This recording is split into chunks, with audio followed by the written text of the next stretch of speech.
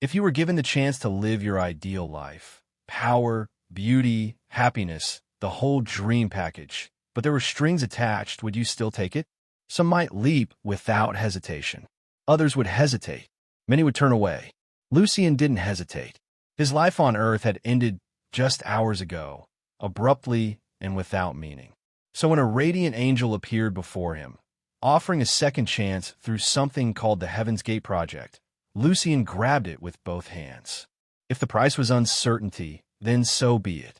And yet, he hadn't expected to wake up in what looked like a shady celestial office. Walls glowing faintly with gold inscriptions, paper stacks on every corner, and find himself being glared at by a breathtakingly beautiful angel, one who looked more annoyed than impressed. "This is the candidate," she muttered under her breath.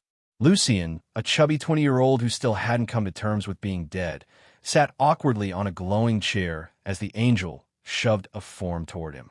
"Fill it out," she said, handing him a pen made of starlight. It was a character creation sheet.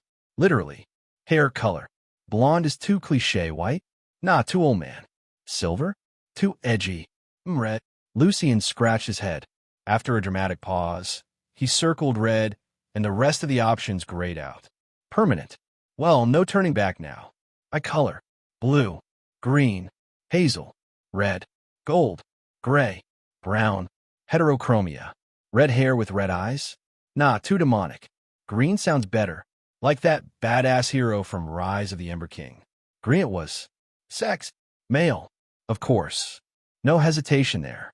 Last time I was average. This time, I want to live with no regrets. Weight. Height. Build. Skin tone. Lucien picked each carefully, balancing realism with wish fulfillment. Then came the trickier options. Facial aesthetic. Plain. Average. Cute. Attractive. Handsome. Casanova. Hideyoshi. Astolfo. Lucien paused. Casanova and Astolfo? That's suspicious. Let's keep it classy, he said, circling handsome and leaving the rest untouched. Race. Human. Elf. Dwarf. Demon. Beastkin. Dragon. Half-elf. Elves are immortal, pretty, and elegant. But everyone picks elf. If everyone's pretty, no one is. After a thoughtful pause, he chose half-elf, best of both worlds, with enough diversity to stand out and the potential to blend in when needed. Also, the ears are cool. Lineage, royalty, nobility, influential clan, commoner. Now this was tough. Royalty sounded tempting, but messy. Power struggles, assassinations, core drama. Hard pass. Commoner, romantic in stories, but unpredictable in real life. One misstep, and you're shoveling horse poop at age 5. Nobility, he finally decided. Comfortable, but not a target. And then came the unexpected. PP size. Note, your choice will influence your bonuses in the next life. Choose wisely. Lucien blinked. You gotta be kidding me. 2 inches, 6 legendary items. 3 inches, 3 legendary items. 4 inches, 1 legendary item. 5 inches, 1 rare item. 6 inches, 1 pack of tissue paper. 7 inches, 2 packs of tissue paper. 8 inches, Omiwa Mao. 9 inches, bruh. 10 inches, you a horse or something? 11 inches, you're walking into hell. 12 inches, dear mother of... Lucien nearly choked. Bro, you're seriously trading legendary loot for shrinkage? He stared at the form like it personally betrayed him. 6 legendary items for 2 inches. That's psychological warfare. After an intense internal debate, he circled his choice with trembling fingers. The angel behind him chuckled. Lucien slowly turned to see her smirking with clear amusement in her eyes. Did I pick wrong? He muttered. She didn't answer. The teasing glint in her eyes was enough. The questions continued. More character traits. Preferences. Background choices. Lucien filled each out with care, trying to strike a balance between power, uniqueness, and survivability. It's like building a game character, but this time, it's my life. No reset button. He sighed. If only there was a preview feature. As he neared the end of the form, Lucien leaned back in his chair, exhausted but excited. He had no idea what kind of world he was heading into, But one thing was certain. This time, he wouldn't live an ordinary life. Not if he could help it. There were still a few minor questions left on the form, but Lucien handled them with ease. After double-checking everything twice, and even correcting a small typo in his height, he handed the completed sheet back to the angel. She gave it a quick scan, nodded with disinterest, and without a word, gestured for him to follow.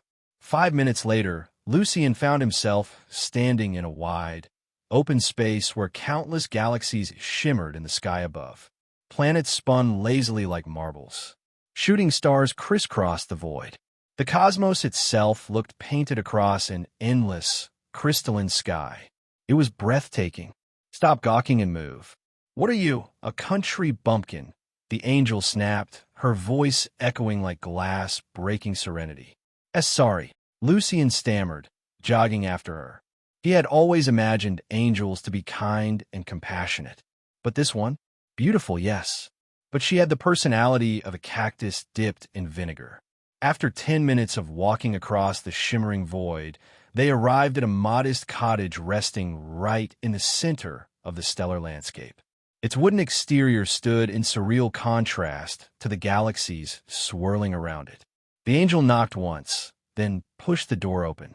Your Excellency, Macquilxakitl, I've brought the soul you requested, she announced flatly. Lucien stepped inside and immediately froze. There, hunched over a computer, was an elderly man with sparkly eyes and a beard so long it curled on the floor. His face was completely absorbed in whatever was on the screen. Then the audio hit. No, not there. Lucien blinked, then blinked again. The old man jolted upright, clearly just realizing he was no longer alone. In a panic, he threw himself in front of the monitor, shielding it with his body as if his dignity could be salvaged. Too late. Lucien had already caught a glimpse of a half-naked anime girl frozen mid-moan. And then the speakers betrayed him completely as a new round of sultry noises echoed through the room. The angel's expression turned to pure disgust. The old man gave a dry cough, avoided her gaze, and reached down to slam the power button like a guilty teenager caught red-handed. Lucien tried not to laugh or cry. This is the guy who's deciding my fate? Seriously? Boy, the old man finally said, trying to act dignified. What's your name? Lucien, he replied, playing along for the poor guy's sake. Lucien, good name. The old man gave a nod of approval, eyeing him from head to toe. Did my assistant Himia explain the project to you? She said I've been chosen for the Heaven's Gate project, Lucien answered. But aside from that, she kept it vague. Said it was all confidential. I see. The old man, Macquilxakitl, apparently, stroked his beard thoughtfully. Well, let me properly introduce myself. I'm the god of gamblers. Since my name's a mouthful, just call me Max. Lucien gave a half bow. Nice to meet you, Max. Likewise, Max said with a twinkle in his eye. Now, I won't bore you with the celestial politics, but to put it simply, this project is my, let's say, workaround. The higher-ups don't need to know. Lucien narrowed his eyes. So, we're breaking the rules? What's life without a few risks? Max laughed, waving it off. It's only illegal if you get caught. And you won't. Probably. Can I still back out? No, Max said brightly. He pulled another form from his robe and handed it over. Now then, since I've chosen you to be my champion, volunteer for this glorious experiment, you're entitled to a little something extra. Lucien accepted the form with mild suspicion. It looked like the previous one, but simpler. Just one bold line at the top. Special add-on. Choose one only. System receive a random system. Warning, no refunds, especially if you end up with the Unix system. Random high-tier skill and exclusive soul-bound ability from the start. 20x EXP gain, level up 20 times faster than others. Max charm literally irresistible. Even rocks might flirt with you. Status ailment immunity, say goodbye to poison, sleep, charm, paralysis, petrify, etc. Infinite mana cast spells forever. Literally. Infinite stamina, you're a bedroom deity. Enough said. Unique body constitution, gain a legendary physique like Ice Phoenix Legacy or Thunder God physique. 10 at gotcha, pull get 10 pulls upon reincarnation. Guaranteed one SSR item, artifact, weapon, waifu, or husbando. Lucien stared at the list. Then again, holy crap. Each option felt like a cheat code. If I could pick all of these, I'd become a demigod by breakfast, he muttered. Nope. One choice only. Max reminded him with a wink. Think of it as the ultimate gotcha pull. Except you're the one choosing. For the next 30 minutes, Lucien debated. System? Dangerous gamble. What if he really did get Unique System? EXP boost? Tempting. Unique body? Cool as hell. Infinite stamina? Tempting for other reasons. 10x gotcha? Mysterious, chaotic, full of potential. By the time Max spoke again, Lucien was still deep in thought. Well, Max asked, have you made your choice, boy? Lucien took a deep breath. Yes, he said, eyes steady. I've decided. He stepped forward, paper in hand. Your Excellency, I choose. Hey, welcome to Firescale Audiobooks. If you enjoy our audiobooks, please consider subscribing to the channel. Also, feel free to share your review in the comments section below. Max played with his beard as Lucien made his choice. I'll ask you again, Max said with a serious expression on his face. You want a random high-tier skill as your freebie, correct? Yes. Lucien nodded. I choose this one, Your Excellency. The angel who had her arms crossed over her chest raised an eyebrow when she heard Lucien's choice. Clearly, she didn't expect the young man to choose this option. Understood. Max smiled and clapped his hands thrice. Suddenly, the form in Lucien's hand was set ablaze. The embers flew towards the young man's chest and merged with his body.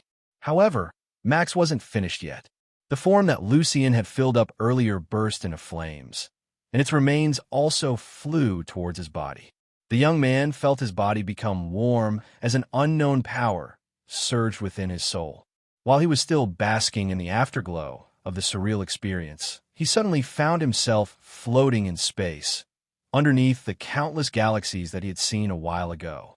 Standing on his right was Max, the god of gamblers, and standing on his left was Himia, the B*TCHY angel who was suffering from her terminally bad personality.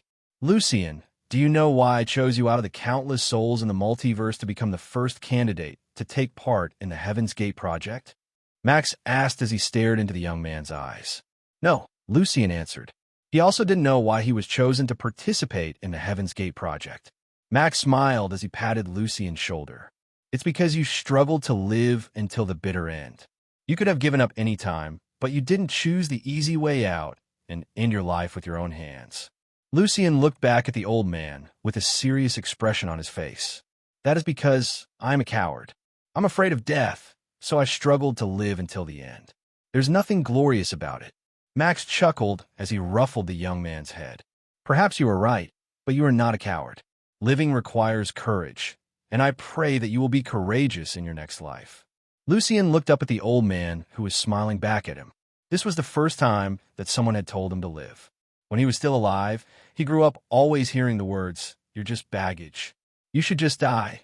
Or, "You were a mistake. You shouldn't have been born." These words were said to him over and over again. Thinking back, there were times when he wanted to end his own life in order to escape that living hell. However, he was afraid of death, truly afraid of death, so he struggled to live until the bitter end. Lucien bit his lip because he felt like crying. He didn't know if souls could cry, but he would be damned if he let others see him cry. A few minutes passed before he finally regained his composure. He then looked up at the god of gamblers and asked the question that had been on his mind since he entered this unknown space, shrouded in mystery. Your Excellency, you still haven't said what the purpose of the Heaven's Gate project is, Lucien said. Can you please tell me what it is? Lucien, the goal of the Heaven's Gate project is to change the fate of a world. You are the chosen one that will usher in a new era that will lead it to a better and brighter tomorrow. I don't think I'm qualified to take on such a big responsibility. Beautiful women are waiting for you in that world. If you're lucky, you can even have more than one wife. Leave this to me, Your Excellency. His attitude completely flipped, and Lucien patted his chest as if he was a general that was about to go to war. You chose the right man for the job. I'll conquer the world for you. World conquest? Sure, I will allow it. A man should dream big after all. You either go all in or go home crying. Ha ha ha. The angel stared at the two useless, lust-driven idiots with scorn as she summoned a giant cannon. Her patience was already at its limit, and she wanted to end this job as soon as possible. When Max saw the angel's expression, a bitter smile appeared on his face as he made a gesture for Lucien to come closer. "Come, Lucien," Max ordered. "It's time for you to start your journey." The god of gamblers waved his hand, and a door appeared in front of them. He then opened it and walked inside, dragging the boy along with him. The angel followed behind the two and closed the door behind her. They were headed to the testing area where the hyper-super-mega rebirth cannon was waiting for them. Wow! Lucien's eyes sparkled as he looked at the giant cannon in front of him. This is so cool. Max laughed and patted the boy's shoulder because he was very pleased with his reaction. This thing cost a lot to build, Max said with a smile. "Himia, dear, can you start up the cannon and check if everything is ready?" "Okay," the angel replied. She then went towards the control panel and started pushing the buttons to let the cannon warm up and gather energy. While she was doing this task, Max was busy telling Lucien about how the cannon was made.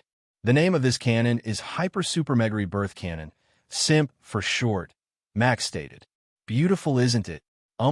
Sir Max, isn't it supposed to be HSMRC instead of SIMP?" Lucien asked back. "Boy, don't sweat the small stuff. If I say this is a SIMP cannon, it is a SIMP cannon." "Okay." Himia rolled her eyes at the god of gamblers who was talking crap as always. If not for the fact that Max had taken care of her ever since she was born, she might have left him to serve other gods who were more normal and didn't have mental issues. After checking the status of the cannon, Himia deemed that everything was in order. "Your Excellency, the status of the cannon is all green," Himia reported. "We can start any time." Max nodded. He then patted Lucien's shoulder to tell the boy that the time had come. "Lucien, are you ready?" Max asked in a teasing tone. "Your new journey is about to begin." "I'm ready," Lucien answered. "Good. Now, time to load you into the cannon." Sir, how will you do the, Lucien wasn't even able to finish his words when Max grabbed his waist and flew up the tip of the cannon. "Fire in the hole," Max shouted as he tossed Lucien's body inside the barrel of the cannon. Soon, a loud thud was heard followed by an ouch, which made Max laugh out loud. "Boy, are you fine?" Max asked. "Does it hurt?" "I'm not fine," Lucien shouted back. Clearly, he didn't expect that he would be tossed like a cannonball inside the cannon. "It hurts. It's good to know that you're fine. Any last words?" F***CKU. Max snickered as he gave Himia the OK signal. "Heaven's Gate project initiated," Himia said as she started tapping on the keypads of the control panel. Setting course, the SIMP cannon suddenly turned to its right side, aiming at a purple galaxy in the distance. After the coordinates had been properly calibrated, Himia opened the glass casing that held the firing mechanism of the cannon. "Sir, cannon is ready to fire." "Start the countdown," Max ordered. Himia nodded. "Starting countdown. 10, 9, 8, 7, 3, 2, 1. Hyper Super Mega Rebirth Cannon fire." The beautiful angel pressed the red button, instantly starting the firing sequence. Lucien found himself turning into a ball of light as dense layers of concentrated magical energy wrapped around him. Not long after, a giant ball of energy appeared on the cannon's tip. It then started to gather the power of divinity in order to shoot Lucien's soul across the multiverse. An electrical current snaked around the body of the cannon, and smoke started to appear in some places. Clearly, this was not a good sign, and it made the god of gamblers, as well as the angel, anxious. As if confirming their fears, a series of warning sounds started to spread across the testing area, telling them that something was terribly wrong with the cannon. "Stop the firing sequence now," Max ordered. He didn't anticipate something going wrong with his prize cannon at the last minute.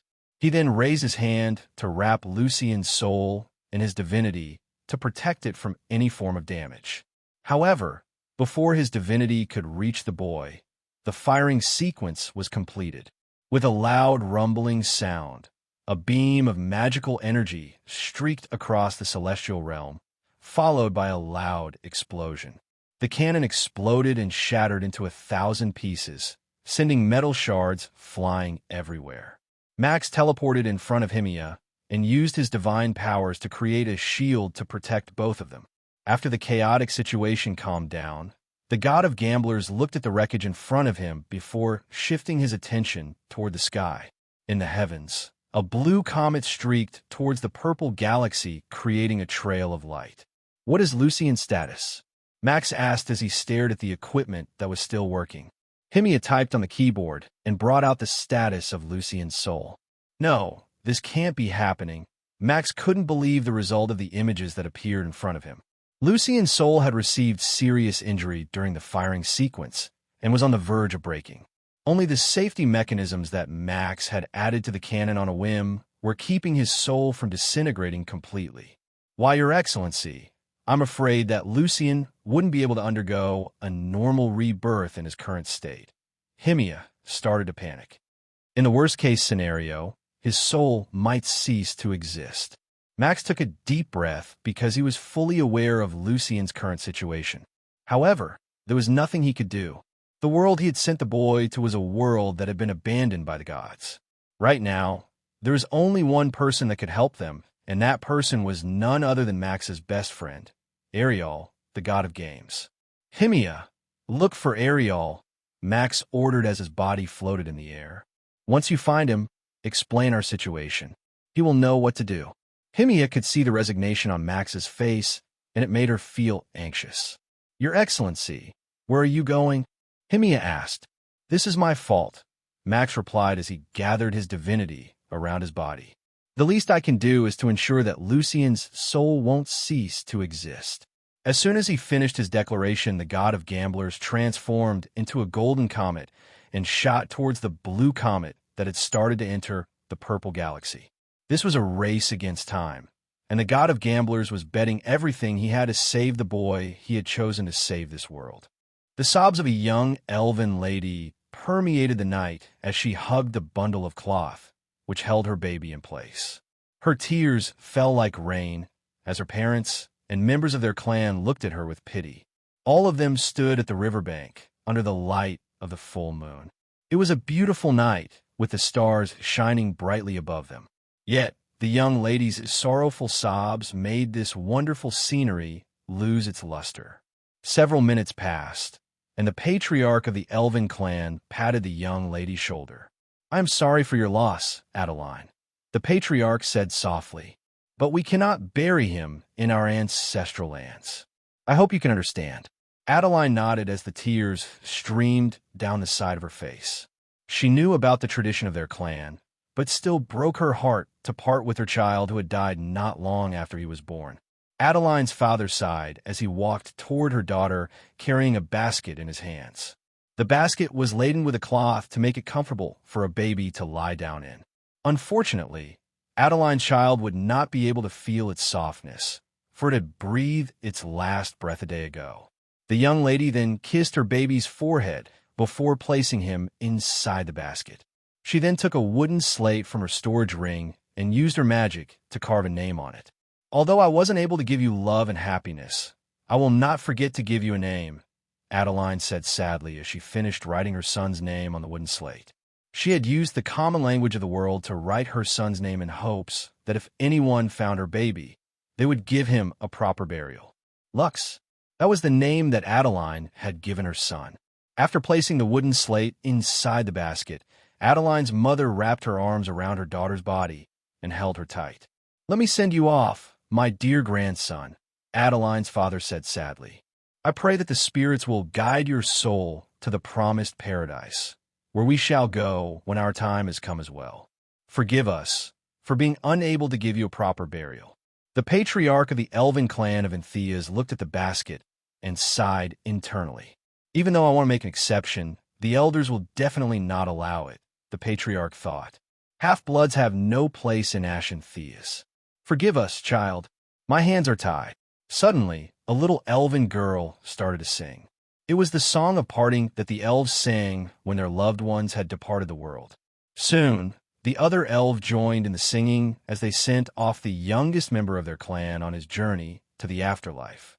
Adeline's father placed the basket on the river. He gave his grandson one last glance before finally letting go. Adeline wailed, and her mother struggled to hold her in place. She had a feeling that if she didn't hold her daughter properly, Adeline would jump into the river and bring back the basket to the shore. "Sleep, child," the patriarch said as he cast a sleeping spell on the struggling young lady. This was the only thing he could think of to prevent Adeline from acting recklessly. Soon, the young lady stopped struggling and collapsed in her mother's arms. Her tears continued to fall, for she knew that when she woke up, she would never see her son ever again. The basket floated on the Avonlea River and was carried away by the river currents, far from the land of Ashen Theas, where he was not welcomed, even in death. Several hours passed, and the basket had already traveled many miles, unhindered by anyone or anything. Some of the creatures that lived in the river didn't pay it too much attention because they didn't detect any signs of life within the basket. They thought that it was just a piece of wood that floated on its surface, so they left it alone and minded their own businesses. Suddenly, high above the star-filled sky, a blue comet streaked, creating a dazzling trail in the heavens. As if attracted by the basket flowing on the river, the comet shifted its course, as its body decreased in size with every passing second.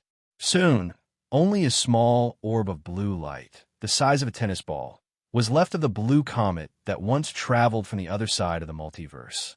This small orb landed on the baby's chest and merged with its body. After a few minutes, the dead baby abruptly opened its mouth as if trying to suck up air to fill up its lungs that were deprived of oxygen. Little by little, the baby's complexion improved, but it was still too weak to do anything. Soon, all movement stopped, and the baby remained motionless inside the basket, asleep and unaware of the dangers that surrounded the basket that was carrying his fragile body. "We're almost home, Sophie," an old woman said as she softly patted the back of her mouth. "Let's speed up a bit so we can have breakfast with the others." A short honk answered her request, as the head of a 3-meter-tall white hippopotamus rose from the water. The old woman smiled as she looked at the distant stronghold that was known as Wildguard. As they traversed the river, they noticed 2 giant crocodiles fighting against each other, while the rest of the group watched from the sides. This was a normal occurrence in the Huntdean River during this time of the year. The old woman and her mount, Sophie, steered clear of the 2 giant crocodiles fighting for dominance. It was their mating season, and these beasts were more aggressive during this time of the year. As they passed the 2 fighting behemoths, a sudden crying sound reached the old woman's ears. She turned around to search where the cry was coming from, and it was then that she saw the floating basket that was slowly heading toward the group of crocodiles. The old woman frowned because she could clearly hear the crying sound of a baby coming from the basket. "Sophie, turn around. Now," the old woman ordered. The white hippopotamus obeyed her master and hurriedly made a U-turn towards the basket that was only dozens of meters away from the giant crocodiles that were fighting for supremacy. It was not only the old lady that heard the young baby's cries. Several of the crocodiles had started to swim towards the basket with bloodshot eyes. For them, the baby's cry was like an invitation to a free meal. Soon, one of the crocodiles arrived a meter away from the basket and opened its massive jaws to swallow the basket and the baby that was inside it. However, before it could claim its prey, a foot landed on its snout and forcefully closed its jaws shut tight. The old lady picked up the basket with both hands before jumping away, using the crocodiles as stepping stones. With one final jump, she landed deftly on the white hippopotamus back and ordered it to flee as fast as it could. The enraged crocodiles roared as they charged toward the escaping thief who had stolen their prey. The 2 fighting crocodiles also stopped their battle and blocked the hippopotamus's path of escape.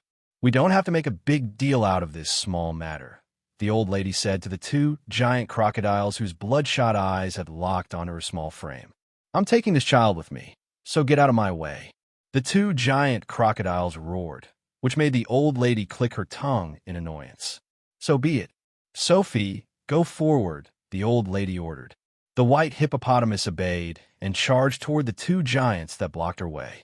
When the old lady and her mount were only a dozen meters away from their location, the two giant crocodiles lunged at them with fury.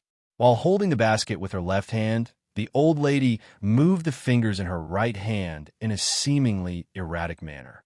Soon, two figures materialized out of thin air and charged toward the two giant crocodiles, whose jaws filled with razor-sharp teeth were only several meters away from the old lady and her mount. A deafening cracking sound reverberated in the surroundings as the two giant crocodiles were sent flying dozens of meters away. Their giant bodies smashed down on the river's surface, creating waves in all directions. The other crocodiles who saw this scene stopped their advance and looked at the old lady in horror. Their thoughts of finding trouble for her disappeared completely after she had effectively dealt with the two dominant crocodiles with a single blow. The old lady sighed and shook her head helplessly. "We're going to be a bit late for breakfast, but it can't be helped." She then looked at the baby who was still crying inside the basket. "Don't cry, little one. You are safe now," the old lady said. She then used her finger to lightly caress the baby's cheeks in order to calm him down. Perhaps it was a coincidence, or perhaps it was only the baby's natural instinct. But the moment his face was touched, his small hands reached out to hold the finger that was caressing his face. The old lady smiled when the baby stopped crying while firmly holding on her finger. With a glance, she could tell that the baby had once again fallen asleep, so she sat down and carefully placed the basket on her lap to secure it in place. "Let's go, Sophie," the old lady said softly. "Let's go home." A 16-year-old boy with short red hair and green eyes grit his teeth as he ran after a horned rabbit with all of his might. "No matter what happens, I must catch this rabbit," the young boy vowed in his heart as he pushed himself to the limit. Several children, as well as adults, were cheering for him from the sidelines, giving him encouragement. They had seen him challenge this trial over and over for the past few years, and all of them sincerely hoped that the boy would be able to pass it this time around. As the stinging pain in his chest intensified, the young boy's breathing became erratic. Even so, he ignored the pain and ran as if his life depended on it. Watching him from a distance was an old woman sitting on top of a white hippopotamus. Although she had a calm expression on her face, deep inside, she was worried about her adopted grandson's condition. "You're mine," the boy roared as he reached out his hand to grab the rabbit who was now within reach. He had painstakingly closed the gap at the last second, using everything he had in order for his capture to succeed. Just as his hands were about to touch the rabbit's fur, he felt his world spin for a brief moment before everything went dark. The boy fell to the ground face first, and all his movements stopped completely. A few seconds later, the old woman appeared beside the fallen boy and gently rolled his body over so that he could lie on his back. The boy had several bruises on his head, and all of them were bleeding. His lower lip had also been punctured and blood flowed ceaselessly. "Lux," the old woman felt her heart ache at seeing her adopted grandson's current state. "Silly boy, why must you go this far?" The old lady took out a small bottle from her storage bag and sprinkled half of its contents over the boy's head and facial injuries. It was a high-quality healing potion that she always carried around in case of emergency. A few seconds later, the wounds had started to close and heal at a rapid pace. The old lady then sprinkled the remaining half of the healing potion on the other injuries located on the boy's arms, legs, and chest. After making sure that she had dealt with all of her grandson's injuries, she picked him up and sighed in relief. It was at that moment a middle-aged man walked toward the old woman and looked at the boy in her arms. "Vera, I'm sorry, but I can't allow Lux to enter Elysium," the middle-aged man said. "Sending him, there is akin to sending him to his death. He is a hard-working and kind boy, but Wildguard will forever be his home." Vera sighed and nodded her head. "Understand, Gerald. Thank you for accepting Lux's request to take the trial." Vera gave Gerald a brief bow before walking away while carrying her grandson. The residents of Wildguard looked at the red-haired boy on Sophie's arms and sighed. He failed again this year. Poor Lux. He has been training every day, but his weak constitution won't allow him to succeed. Such a shame, but maybe this is for the best. Even if he can't enter Elysium, he is still a member of our stronghold. That's right. So what if he has a weak body? I know people stronger than him that have died inside Elysium. No matter how strong you are, it won't matter if you're dead. When Lux opened his eyes, he found himself lying in a familiar room. It was the room where he had stayed up for most of his life, and this discovery made him feel helpless. I failed again, Lux thought as he covered his face with his left hand. Not long after, the sound of the boys sobbing spread throughout the room. Why was I born a failure? Why was I born useless? The others were able to enter Elysium when they were 14. I'm 16 now, and I'm still here. Just what is my purpose in life? I failed Grandma again. I'm too embarrassed to face her now. Lux's tears flowed without stopping as the shame, embarrassment, and helplessness in his heart burst forth like a raging river. He had done everything within his power to make his grandma proud, but due to the unknown disease that plagued his body, he would often lose consciousness even if he was just standing still. Because of this, he was unable to train and study properly. Usually, in the stronghold when kids turned 12, they would officially begin their training regimen in order to enter Elysium. The Elysium Fields, or Elysium for short, was the world's primary source of resources. Only those that had met the necessary requirements were allowed to enter this special place and help their stronghold expand in that strange, yet beautiful world that was so different from the world that they resided in. The veteran warriors of the Wild Guard stronghold would then train these young children in order to prepare them for their exploration of this new world. When Lux turned 12, he too trained alongside his friends. He thought that he would be able to join them on their adventures in Elysium, but reality gave him a hard slap to the face. He suffered several injuries and injured many people due to his tendency to faint during training. When he was 14, he fainted while swinging his sword and sent the weapon flying. Thankfully, he didn't hit anyone, but it had made others refrain from sparring against him. Stamina training, aka long-distance running, was also a problem. Sometimes in the middle of running, Lux would faint, forcing his friends to carry him until they returned to the stronghold. At first, they were able to tolerate it, but after it happened several times, they politely told him that running long distances was something he shouldn't attempt without supervision. The last incident he had was during bow practice. He fainted and accidentally released the arrow, hitting the instructors, but in the process. Because of this, he was banned from participating in archery training again. Although he begged and pleaded with his instructors, all of them shook their heads and politely told him to just train under his grandma's supervision. Vera was more than happy to train her grandson, but because of Lux's unstable condition, there were times when her grandson almost lost his life in the middle of training. In the end, Vera told Lux that being a warrior was not suitable for him. But Lux didn't want to hear this truth. Just like everyone else, Lux also wanted to go to Elysium. He wanted to make his grandma proud.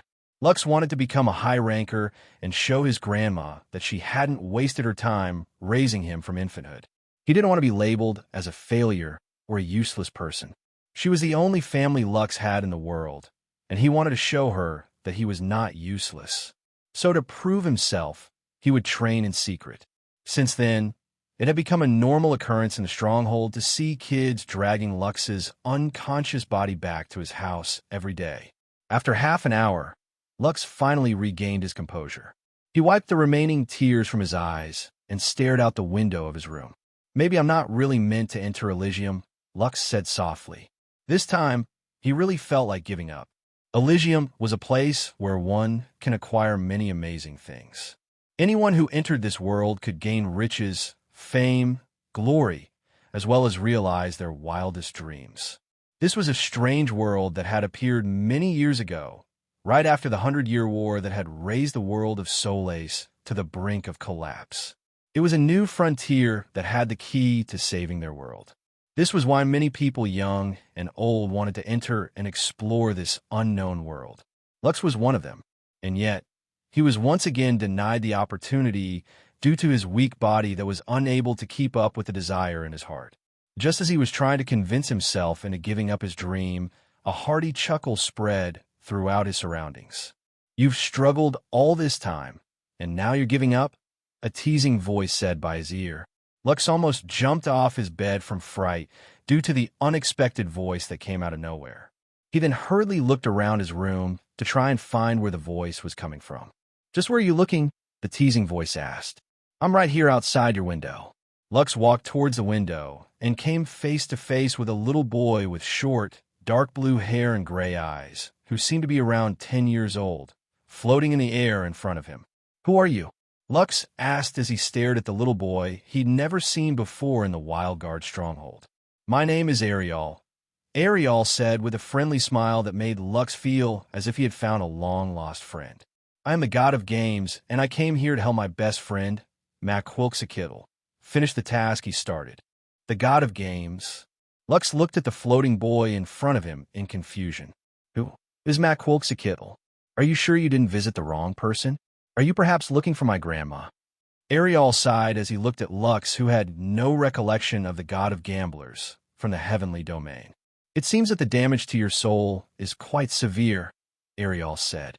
"You didn't reincarnate properly. This is why your current body and your soul are not synchronized and you keep fainting. They're not compatible." Lux frowned as he listened to Ariel's words. "Huh? What are you talking about? Are you sure you're not talking to the wrong person? Does the name Lucien ring any bells to you?" "Lucien? Who's that?" "My name is Lux." Ariel smiled bitterly when he realized that Lux had no recollection of anything prior to his rebirth. He was like a slate that had been wiped clean. "Looks like I have to start from the beginning," Ariel thought. He then looked at the red-haired boy in front of him who his best friend had chosen to take a gamble with. "Nay, Lux, do you want to enter Elysium?" Ariel asked. "I do," Lux answered, "but I don't have the qualifications to survive in that world." Ariel nodded. "True. The current you will just die a miserable and pitiful death if you enter Elysium now. However, what if I told you that I could help you meet the requirements to set foot in that world that you've always dreamed of?" Lux narrowed his eyes as he focused his attention on Ariel, who was looking back at him with a sad expression. "What do I have to do in return?" Lux asked. He knew that there was no free lunch in the world. Although he didn't feel any kind of malice coming from Ariel, he was still someone Lux had met for the first time. He couldn't possibly put his trust in a stranger so easily, right? "What I want you to do is struggle," Ariel answered. "Struggle to the bitter end. Regardless of whether you become a hero or a demon lord, all I ask is that you do everything in your power to live. Can you promise me that?" "That's it. Yes. You're not going to ask me to give you my soul when I die." It was at that moment a smile appeared on Ariel's face. "Well, if you want to give me your soul, I can accept that too," Ariel said in a teasing tone. "Do you want to?" "No way." Lux firmly shook his head. "I hear that those who sold their souls to the devil all had untimely ends. I don't want to suffer the same fate." Ariel smirked as he waved his hand. Suddenly, Lux found himself standing on top of a clear blue sea that reflected the blue sky above. Before Lux could even do anything, he heard Ariel's voice behind him. "This is a special domain I have created," Ariel said. "In here, no one will be able to hear our conversation. We don't have to worry about prying gods who have too much time on their hands. I'm sure that you have a lot of questions, but sadly I can't answer them all. My time in this world is limited, so for now, please listen to my explanation." "Okay." Lux nodded his head. He wasn't sure where he was, but he had a feeling that if he didn't obey Ariel's words, he would be stuck in this strange place for a very long time. "First, let me help you recover your memory," Ariel stated as he pressed his hand on Lux's head. A few seconds later, Lux's pained screams spread throughout the beautiful blue world that Ariel had created. Ariel didn't bat an eye as he continued to pour his divinity through his hand in order to repair the memories that Lux had forgotten. Several minutes later, the red-headed boy panted on top of the blue sea, staring at his own reflection. "Do you remember now?" Ariel asked as he crouched down beside Lux. "I do," Lux answered as he panted for breath. "The Heaven's Gate Project, Max and Himia." Ariel nodded. "Because of the cannon's malfunction, your soul suffered irreparable damage. Do you remember anything after you were shot from the cannon?" "No." "I see." Ariel rubbed his chin as he pondered his next move. After Lux regained his composure, the god of games eyed him with a serious expression. "Okay, before anything else, let me tell you how you were born in this world," Ariel said. After your soul survived its long journey, it didn't have the ability to be reborn the natural way. This is why the divinity that Max gave you decided to look for the best next substitute to comply with your character settings. Since a normal rebirth was impossible, your soul merged with the body of a newly born, a newly dead baby half-elf. That is the current vessel that you are possessing right now. Ariel patted Lux's shoulder, making the red-headed boy look back at the god of games in disbelief. I know it's hard to believe, but it's the truth and nothing but the truth, Ariel stated. This is also the reason why you sometimes feel disconnected from your body. Every time you exert your will, your body rejects you. The reason for this is because your body and soul are not synchronized properly. Don't worry, I will fix that problem. Right here, right now. Ariel tapped his finger on Lux's forehead and the boy's body stiffened. It was at that moment a series of words appeared inside his head, surprising Lux. Starting body and soul synchronization. Incompatibility ratio is 78%. Looking for solution. Solution found. Looking for compatible body physique. Compatible body physique found. Immortal Conqueror's legacy. Synchronizing with special body physique. Synchronization rate. 1%. Synchronization rate. 18%. Synchronization rate. 39%. Synchronization rate. 78%. Synchronization rate. 100%. Ding. Congratulations. Immortal Conqueror's legacy had been set to become your primary body constitution. A blazing fire engulfed Lux's body and instantly incinerated his clothes until nothing was left. The red-headed boy started to panic because he thought that he was going to be burned alive. However, after flailing his hands for half a minute, he realized that he wasn't feeling any kind of burning pain. Instead, he felt a soothing pleasure wash over his body. It was a very surreal feeling that he couldn't put into words. All he knew was that every fiber of his being was rejoicing as they were born anew, shedding their weak and pathetic selves behind them. When the blaze disappeared, Lux's body appeared sitting cross-legged in the air with his eyes closed. He was basking in the afterglow of his rebirth and trying to understand the changes that happened inside his body. In the past, whenever he tried to do anything, his body felt heavy as if it was weighed down with stones. There were also minor delays when he executed actions. Growing up, he thought that it was a normal thing. But now things have changed. He no longer felt burdened. The invisible shackles that held him back had all disappeared. He felt that if he challenged the trial again, he had an 80% chance of succeeding. When Lux opened his eyes, the happiness he felt was evident on his face. Ariel smiled in satisfaction after seeing that Lux's rebirth succeeded. Now, take out your soul book and see the changes that have been made to your body. Ariel urged. Lux nodded and summoned his soul book. Every person in the world of Solais could summon their soul books to check their progress. Only the owner of the soul book would be able to see their stats. Of course, others could see them as well if the owner gave them his permission. Name: Lux von Kaiser. Age: 16. Race: half-elf. Rank: none. Strength: 4. Intelligence: 5. Vitality: 4. Agility: 5. Dexterity: 4. Special abilities: Skill Evolution EX. Special Body Constitution. Immortal Conqueror's Legacy. Title: none. Note: you're still a mob character. Don't think too highly of yourself, weakling. Skill Evolution EX. This ability will allow you to evolve your skills once. Certain requirements must be met in order to evolve the skill of your choosing. Immortal Conqueror's Legacy. Rating: F. Progress: 1 out of 100. Conquest is not all about claiming lands and expanding your domain. True conquest is conquering the hearts of people.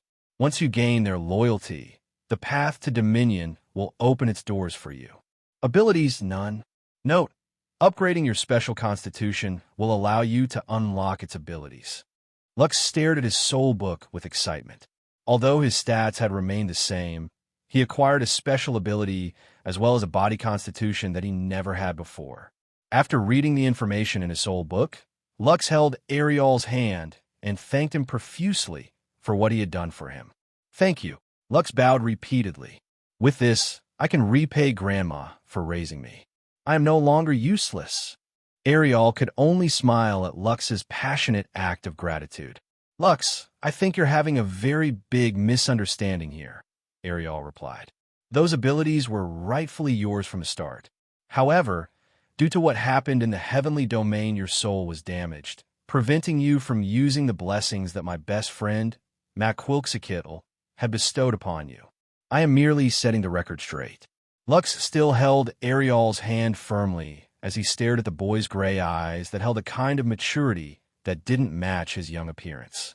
"Even so, without your help, the legacy that Max has left me would have been all for naught," Lux stated. "If you need anything from me, just say the word and I'll do my best to achieve it."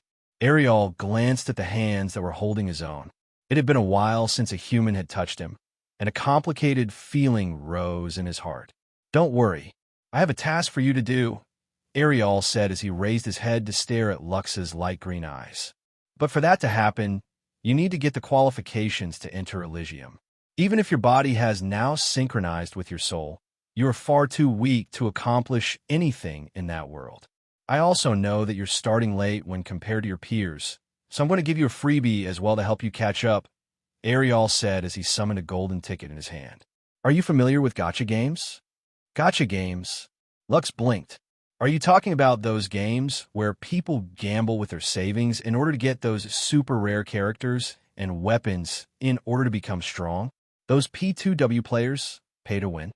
Those bastards who use money to brute force their way into clearing the game and challenging F2P, free-to-play, players in PvP and trash talk them when they win? Bruh, chill out. The saltiness in you is strong. It's not their fault that they're rich, okay? What is wrong with spending money on gacha games? I'm an F2P, you know? I believe that you don't have to spend anything to enjoy a game. We demand equality."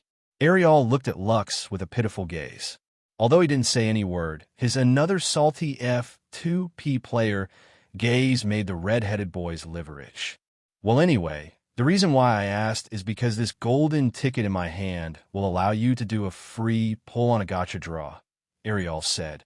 "Of course, since this is a golden ticket, you're guaranteed to get one SSR weapon, artifact, or character. You're giving it to me for free?"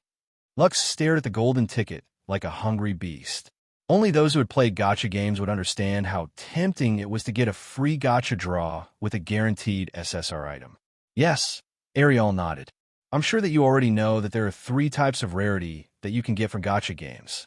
Rare R, super rare SR, and super super rare SSR. If we're going to convert the rarity of these items to the terms used in your world, they would be called rare, unique, and mythical. Just like normal gacha games, these items correspond to colors as well, which are blue, purple, and gold respectively. The good news about these items is that you can use them inside and outside Elysium. Now, here is your golden ticket." The god of games handed the ticket to Lux, and the latter held it with both hands. He stared at it for a while before shifting his gaze back to Ariel, who had his arms crossed over his chest. "Can I use it now?" Lux asked. "Of course," Ariel replied with a smile.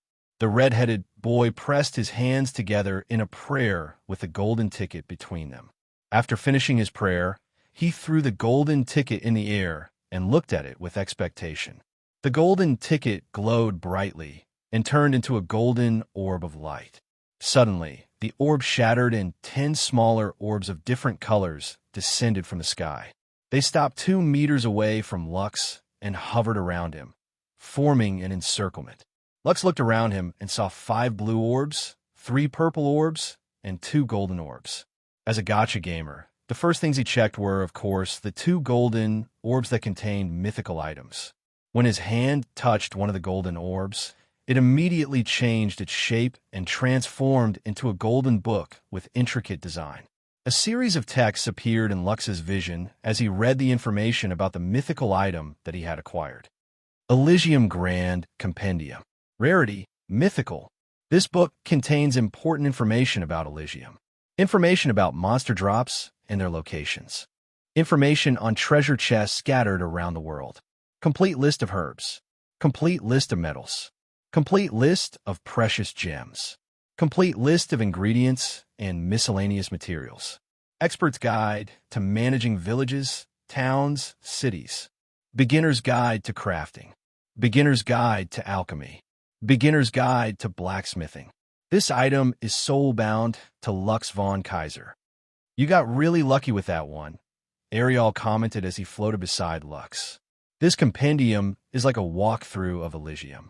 If the humans and other races knew that you had this in your possession, they would definitely send all available manpower to snatch this from your hands. A walkthrough? Lux scratched his head. You make it sound like this is a game. Only games have walkthroughs. Ariel smirked. Life is a game. Knowledge is power. If you can use this compendium properly, you will be amazed at how fast you can progress when you enter Elysium. Lux could only nod his head in response to Ariel's words. He still hadn't stepped inside that strange world, so his knowledge of it was limited. With the compendium in his possession, the knowledge he lacked would no longer be a problem. Okay, time for the next item, Lux said softly as he pressed his hand over the other golden orb beside him. The orb glowed brightly before transforming into a black coffin with a golden cross embedded in its cover. Lux's body unconsciously shuddered as he looked at the black coffin that was standing upright in front of him. He was about to run away due to fright when he felt Ariel's small hand press down on his shoulder, holding him in place. "Relax, that coffin is empty," Ariel said. He then looked at the black coffin in front of them with a complicated expression on his face. "Seriously, I don't know if you were lucky or unlucky to get this thing. What kind of item is it?" Lux asked. Ariel sighed. "It will be best if you read the information instead of asking me." Lux reluctantly nodded his head as he looked at the black coffin to read its information. He had been too scared a while ago and completely forgotten to appraise the item he received from the golden ticket. Black Fire, Oath of Eternal Glory. Rarity, Mythical. Creatures in storage, 0/4. Requirements to use transformation ability, 400 combined stat points. This coffin could store any humanoid-type creature and randomly transform them into higher undead, fairies, nymphs, elementals, or celestials. Only dead or near-death creatures with complete bodies can be stored inside the coffin for transformation.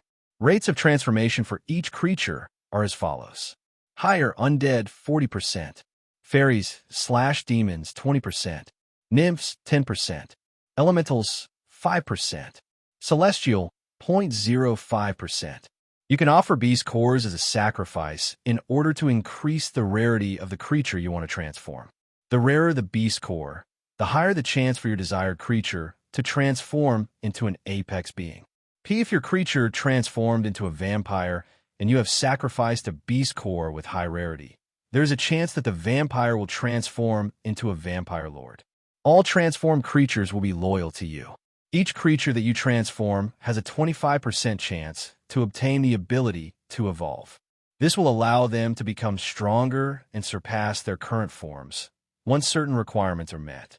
The Black Fire can only hold 4 creatures at a time. If the number of creatures exceeds that number, you will be given an option to remove 1 creature from the storage. Creatures that have been removed from the storage would be freed from the owner's control. Their loyalty may or may not stay depending on their personality. If any of the creatures you own die in battle, you can revive them by offering a number of beast cores depending on their rank. The stronger the creature, the higher that offering will be. This item is soul-bound to Lux von Kaiser. Isn't this item a little too OP? Lux thought as he stared at the black coffin that was floating in front of him. Although he couldn't use it right now because his stats didn't meet the requirements, he was confident that once he was able to use this artifact, his offensive capabilities would drastically increase. Even though there was a limitation to the number of creatures that it could store, it didn't change the fact that it would allow Lux to have strong allies that would help him on his journey through the world of Elysium. It is indeed a good artifact, Ariel commented, but you still need to reach a certain threshold before you can use it. So work hard. Lux nodded. He then looked at the purple orbs of light that were glowing around him. Choosing one at random, A black sword appeared with runic symbols embedded on its blade.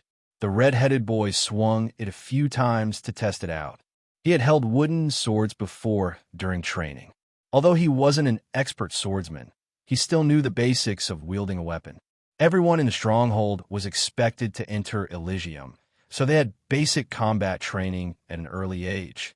Unfortunately, due to his fainting habit, Lux's progress was the slowest of all. Surprisingly, the sword in his hand wasn't as heavy as he expected. Although it was slightly heavier than a wooden sword, the balance was perfect. Lux then checked the information of the sword in his hand with great expectations. Oathbreaker, Dark Blade of Eternity. Rarity, Unique. One-handed sword. Requirement, 100 combined stats. Attack, 100 to 145 dark damage. Physical skills deal 20% more damage. Has a 10% chance to trigger double damage with each attack. This ability works with skills as well. Not bad. Lux muttered as he once again appreciated the weapon in his hand. After checking the sword's information, he opened all the purple orbs to see what other kinds of items they held. Although the purple items weren't as amazing as the golden orbs, they were still strong in their own right. Storage Ring of Travelers. Rarity, Unique. Item slot, 0/300. This storage ring allows you to store up to 300 items. You cannot store living things inside the ring. The size and shape of items must not be taller than 2 meters and not wider than 1 square meter. This ring has an independent storage for gold coins and Elysium gold coins. The maximum number of gold coins that can be stored in this ring is 10 million. Skill Book of Necromancy. Rarity, Unique. Type, Skill Book consumable. Requirement, Dark Magic Affinity. Allows you to learn necromancy magic. Only those who have an affinity with dark magic will be able to learn the arts of necromancy. Magic affinity? Lux muttered. He suddenly remembered that his magic affinity still hadn't been tested because he didn't meet the requirements to enter Elysium. Everyone born in the world of Solais had the opportunity to learn skills by consuming beast cores inside Elysium. The only problem was that they could only learn the skills that matched their affinity. There was simply no way for someone to cast the skill Fireball if they didn't have affinity with fire magic. Fortunately, those that weren't born with any affinities were still able to learn certain skills that fell under the non-elemental category. Skills like Slash, Long Jump, and Power Shot were all non-elemental skills. These skills could be learned by anyone. Hence, they were often called universal skills. Some powerful skills that could be obtained from beast cores had a very low chance of being acquired. There were even rumors that learning skills also depended on a person's luck. Skill books could also be found on Elysium, but they are very rare. Most of them were found inside treasure chests and auctioned at very high prices. Right, you still haven't checked your affinity. Ariel smiled. This is a good opportunity to do so. However, since the things you acquired in the gacha were due to my golden ticket, there's a high chance that you are capable of wielding dark magic. The god of games took out a white crystal ball and presented it to Lux. Touch it, Ariel said. Usually affinities are decided by your body constitution, and you acquired the immortal conqueror's legacy physique, so I'm curious to know the results. Lux placed his hand over the white crystal ball. A few seconds later, the crystal ball glowed and shot out a beam of light. A projection of 5 glowing orbs of different colors appeared in front of Lux and Ariel, and the god of games smirked after seeing it. 1 dark orb surrounded by 4 smaller ones appeared in their vision. As expected of an immortal legacy, Ariel commented. Well, as you can see, your main attribute is dark magic. With this, you will have no issue learning that necromancy skill book. You also have lesser affinities to fire, wind, earth, and water. This means that you can use low level up to mid-tier elemental magic of the 4 elements. I'm guessing that these lesser affinities of yours will get a boost once you upgrade your body constitution. If you don't die after entering Elysium, then your future is very bright. This is good, Lux said with a smile. This means that I will not have trouble learning other skills related to the 4 elements. I hit the jackpot. Ariel nodded. He couldn't deny that Lux had indeed hit the jackpot when he randomly acquired the immortal conqueror's legacy as his body constitution. Now it's time for the blue orbs. Lux grinned as he touched all of them at the same time. Tranquility, Call of the Wolf. Rarity, rare. One-handed sword. Attack, 15 to 20. Allows you to summon one forest wolf to aid you in battle. Forest wolf. Health, 50. Attack, 5 to 10. Dawn, Charm of Timeless Battles. Rarity, rare. Round shield. Requirement. Strength 10. Defense, 50. You can use the skill Shield Bash and Shield Throw when Dawn is equipped. Shield Bash. Deals 10 to 15 physical damage to your target. Has a chance to stun. Shield Throw. Deals 10 to 15 physical damage to your target. When using this skill, the shield will be treated as a throwing weapon and won't automatically return to its owner. Harmony. Rarity, rare. Magic Staff. Requirement. Intelligence 10. Magic damage increase by 5%. Able to use the skill Magic Missile. Magic Missile. Fires 5 magical darts at the enemies. Damage is equivalent to the intelligence stat of the caster. Dagger of Frost. Rarity, rare. Dagger. Attack, 10 to 15 frost damage. Allows you to use the skill Ice Slash. Ice Slash. Deals 20 to 25 frost AoE cone damage to creatures that are within 5 meters away from the user. Has a chance of freezing the user's enemy for 5 seconds. Skill cooldown, 2 minutes. Wolf's Leather Armor. Defense, 20. Pierce and slashing damage reduced by 10%. Lux grinned from ear to ear after seeing the items that he acquired from the golden ticket. With these items in hand, although he was starting late among his peers, he knew that he would be able to catch up to them in time. Wait for me, Elysium, Lux said softly as he stored all the items he obtained inside. After dinner, Lux hurriedly went to the training room inside their residence and locked the door. His grandma, Vera, didn't find this strange because Lux would train every day, regardless of the time of the day. Vera's only condition was that Lux would train inside their residence when night came, so she wouldn't have to go look for him in the fields. After making sure that the door was properly locked, Lux took the necromancy skill book from his storage ring and pressed it over his head. Soon, the skill book turned into particles of light and flew towards Lux's forehead. Information about necromancy appeared inside his mind, and the young boy immersed himself in the indescribable feeling of enlightenment, which he was experiencing for the first time. So, this is how it feels to learn skills, Lux thought with a smile. Skill books were different from the skills that one could learn from beast cores. The skills that could be learned from beast cores were skills that the monster possessed.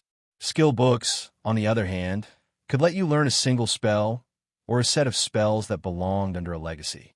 Legacies often consisted of many spells under one branch of magic. For example, the Necromancy skill book allowed anyone to learn basic necromancy magic, up to advanced necromancy magic. This meant that Lux didn't have to hunt specific monsters in order to gain spells that fell under the necromancy branch of magic. This was why skill books fetched for a high price, especially in auction houses. Anyone who was lucky enough to acquire one was set for life. After learning necromancy, Lux summoned his soul book and opened it to the page where the different skills he had learned could be found. Since it was his first time learning a skill, he decided to read its information properly, so he would have a better understanding as to how the skill worked. Necromancy. Use the unholy power to summon the undead and use curses to weaken your enemies. Basic summoning skill unlocked. Summon Golem locked. Requirement: Apostle rank D. Curses locked. Requirement: Apostle rank D. Intermediate skills locked. Requirement: Initiate rank. Advanced skills locked. Requirement: D ranker. Basic summoning skills. Summon Skeleton. Rating F. Energy 5. Progress 0 out of 100. You can increase the progression rating when you use Beast Cores to upgrade this skill. Summons one skeleton to fight for you. Summon duration 1 hour. Skill cooldown 5 minutes. Skeleton. Health 10. Attack 1 to 5. Attack type physical damage. Skill evolution EX detected a new skill. Since the skill is learned from a skill book and not from a beast core, evolution requirements will be waived. Choose which path of evolution you wish to take. Option 1. Summon 2 skeletons to fight for you instead of 1. Option 2. Upgrade Summon Skeleton skill to Summon Skeleton Warrior. Option 3. Give your first skeleton a name. Named creatures will be stronger and more intelligent than normal ones. Also, you can upgrade your named creature individually if you wish it. My skill can be upgraded because of my skill evolution, EX. Lux's eyes widened in shock and joy at this unexpected discovery. Doesn't this mean that I can upgrade all my skills by 1 stage once I have unlocked their requirements? Amazing! Lux looked at the 3 options carefully. The first and second options were good, because he could understand what they meant. However, the third option baffled Lux. He didn't know what named creatures were and what kind of abilities they possessed. Even so, he still felt that the third option was the best choice among the 3. If you're unsure about certain terms in regards to skill, you can always consult the Elysium Compendium for more details. A lively voice spoke from behind Lux, which made the latter jump in fright. Ariel, don't scare me like that. Lux gasped as his hand pressed over his chest in an attempt to regain his calm. Bro, you almost gave me a heart attack. Bro. Ariel looked at Lux with amusement. This is the first time someone has called me a bro. Fine, I'll make an exemption this time and allow you to refer to me as such. Now go on and check what a named creature is. Lux nodded and summoned the Elysium Grand Compendium. As soon as he held the book in his hands, its pages automatically started to turn before they stopped at a certain page. The red-headed boy looked at the page and was surprised to see that it had stopped on the page with the information on named creatures. Named creatures. These are creatures that have been bestowed names by their masters. Creatures who were bestowed names are more powerful than the monsters of the same species and level. They also learn special skills that are exclusive to them. Named creatures also have the ability to evolve and transform into more powerful forms once they meet the necessary requirements. A named creature will always be loyal to its master. After reading the information about named creatures, Lux shifted his gaze to his soul book and confidently chose the third option to name a creature. You have chosen to give your first skeleton a name. Please choose a name. Lux rubbed his chin as he ran a series of names inside his head. He knew how important names were, and he was blessed to have been given good names in both of his lifetimes. Because of this, he decided to give his first companion a name that would make anyone tremble whenever they heard it. Diablo, Lux said softly. From now on, your name will be Diablo. You have chosen the name Diablo as the name for your first skeleton. Is this your final answer? Yes/no. Lux clicked yes to confirm his answer. As soon as he did, particles of light appeared in front of him, and from there, a skeleton emerged. The skeleton stood at 174 centimeters, 5 feet 7 inches, and its bones were extremely white. On its forehead, some kind of mark that resembled a black flame could be seen easily. Lux opened Diablo's personal page in his soul book and checked its information. Diablo, finally a worthy opponent. Our battle will be legendary. Named Skeleton. Rating, F+. Energy, 10. Progress, 0 out of 100. Health, 15. Attack, 3 to 10. Attack type, ethereal damage. Title, Firstborn. Diablo is your first named creature and has been bestowed the title Firstborn. This named creature has gained the ability to evolve. Firstborn. Regardless of what happens in the future, this named creature will be forever loyal to you. Attacks made by this creature have a high chance of dealing critical damage. All attacks made by this creature will deal ethereal damage. Ethereal damage ignores armor and other kinds of defensive equipment. When you use beast cores to upgrade Diablo, its effects would be boosted by 50%. Note, congratulations. You got your first lackey. Yo-ho-ho, here we go. Lux nodded his head in appreciation. He felt that he made the right choice after choosing the third option and giving his first skeleton a name. After the naming was completed, the red-headed boy checked the other basic summoning skills that were available to him. Summon Skeleton Archer. Rating D. Energy 10. Progress 0 out of 100. You can increase the progression rating when you use beast cores to upgrade this skill. Requirement: Summon Skeleton Rating C. Summons one skeleton archer to fight for you. Summon duration 1 hour. Skill cooldown 5 minutes. Skeleton archer. Health 20. Attack 3 to 10. Attack type physical damage. Summon skeletal mage. Rating C. Energy 20. Progress 0 out of 100. You can increase the progression rating when you use beast cores to upgrade this skill. Requirement: skeleton archer rating A. Summons one skeleton mage to fight for you. Summon duration 1 hour. Skill cooldown 5 minutes. Skeleton mage. Health 50. Attack 5 to 15. Attack type elemental damage. Summon skeleton archer and summon skeleton mage. Lux muttered. Not bad, but this makes upgrading them more troublesome. Lux scratched his head as he looked at the requirements of his 2 other summoning skills. He could already imagine the amount of resources that he would need to upgrade Diablo, as well as the summon skeleton skill. Since both of them were separate skills, upgrading them at the same time was not ideal. In the beginning, Lux was aware of how hard it was to gain beast cores. Those who passed the Stronghold's entry test to Elysium would gain the right to enter the beginner's area.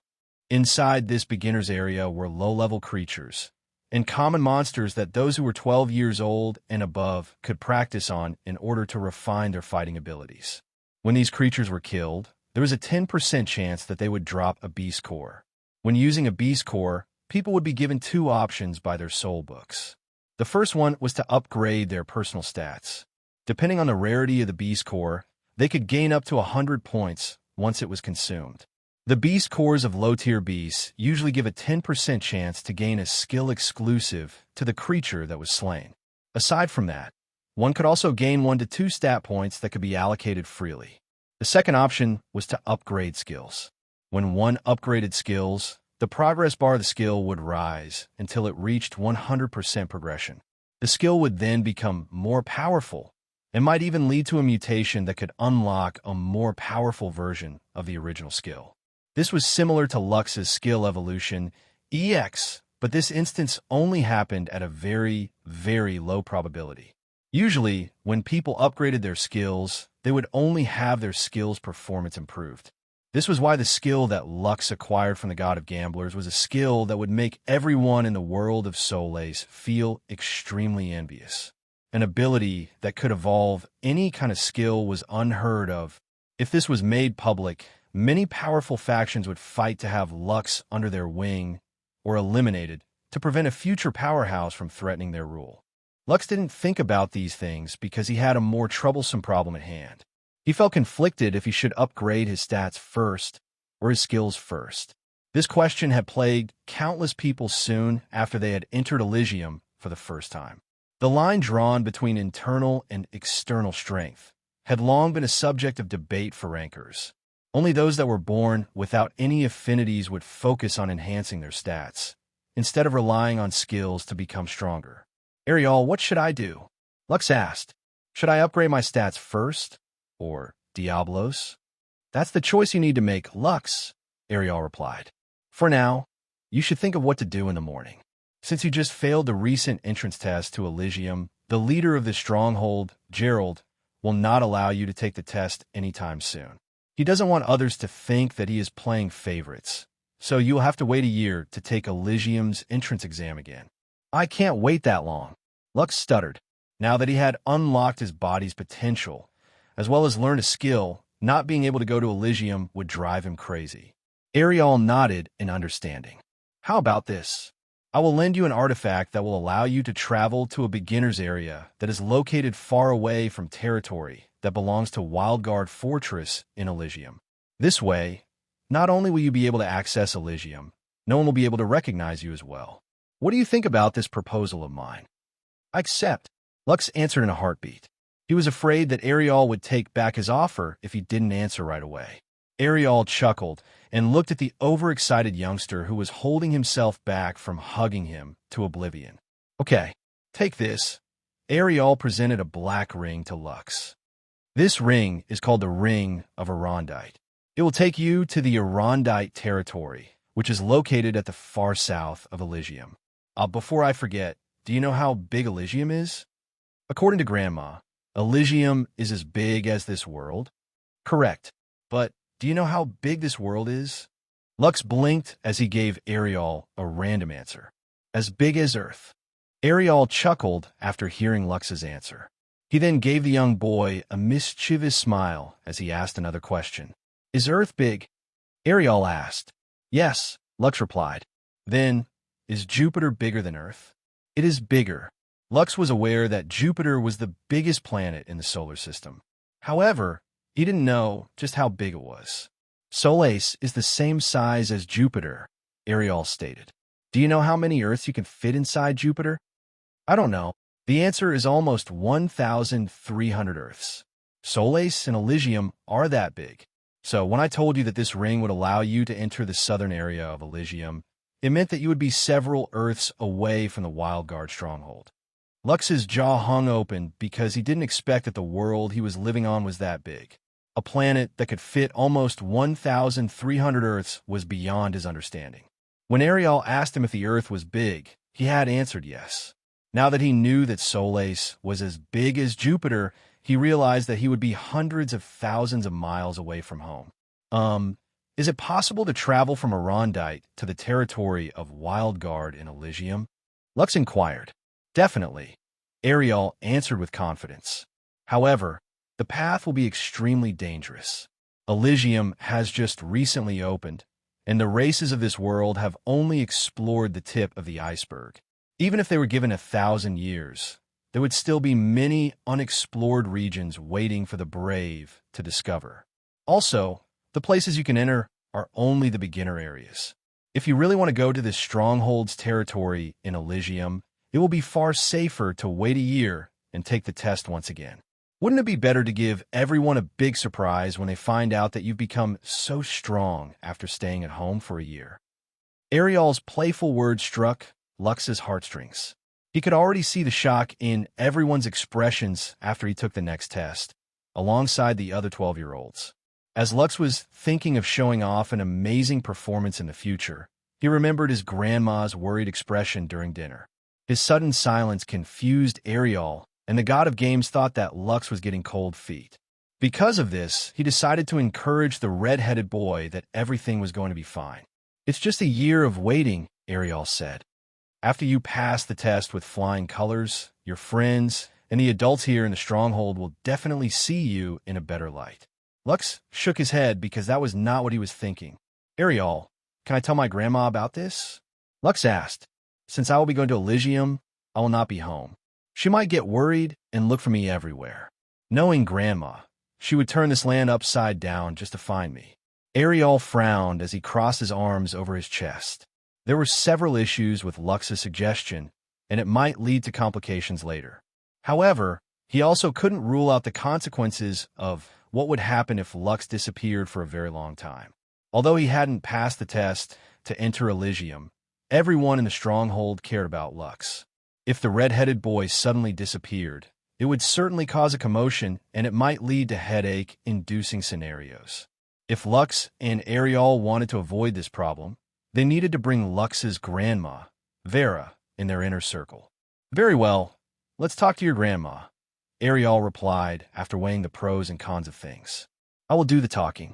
You can just support me from the side. Lux nodded. Good. If possible, Lux didn't want to hide anything from his grandma. She was the only family he had ever known, and Vera had taken care of him since he was a baby. There was a certain trust between them that couldn't be spoken through words. This was also why Vera gave Lux her silent approval for wanting to train in secret in order to follow his dream to enter Elysium. Vera looked at her grandson with a serious expression on her face. She had known that Lux had wanted to go to Elysium to prove that he wasn't useless, but Vera had never treated him as someone who was.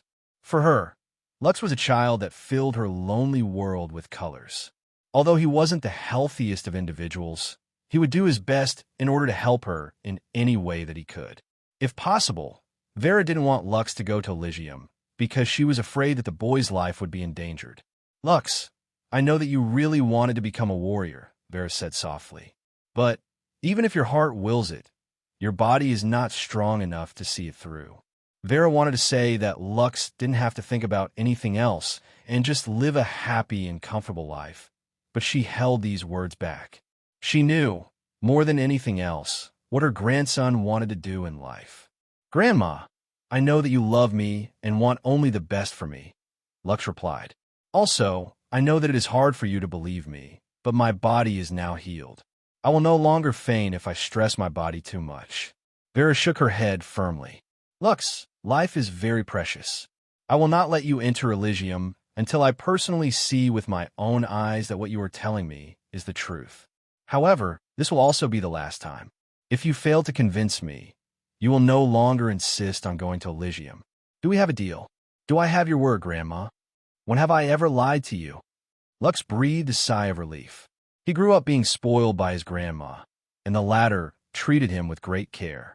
Although they'd had several arguments in the past in regards to his dreams to go to Elysium, Vera had never rejected his dream and allowed him to train as much as he could. "Grandma, I'd like to introduce you to someone," Lux said.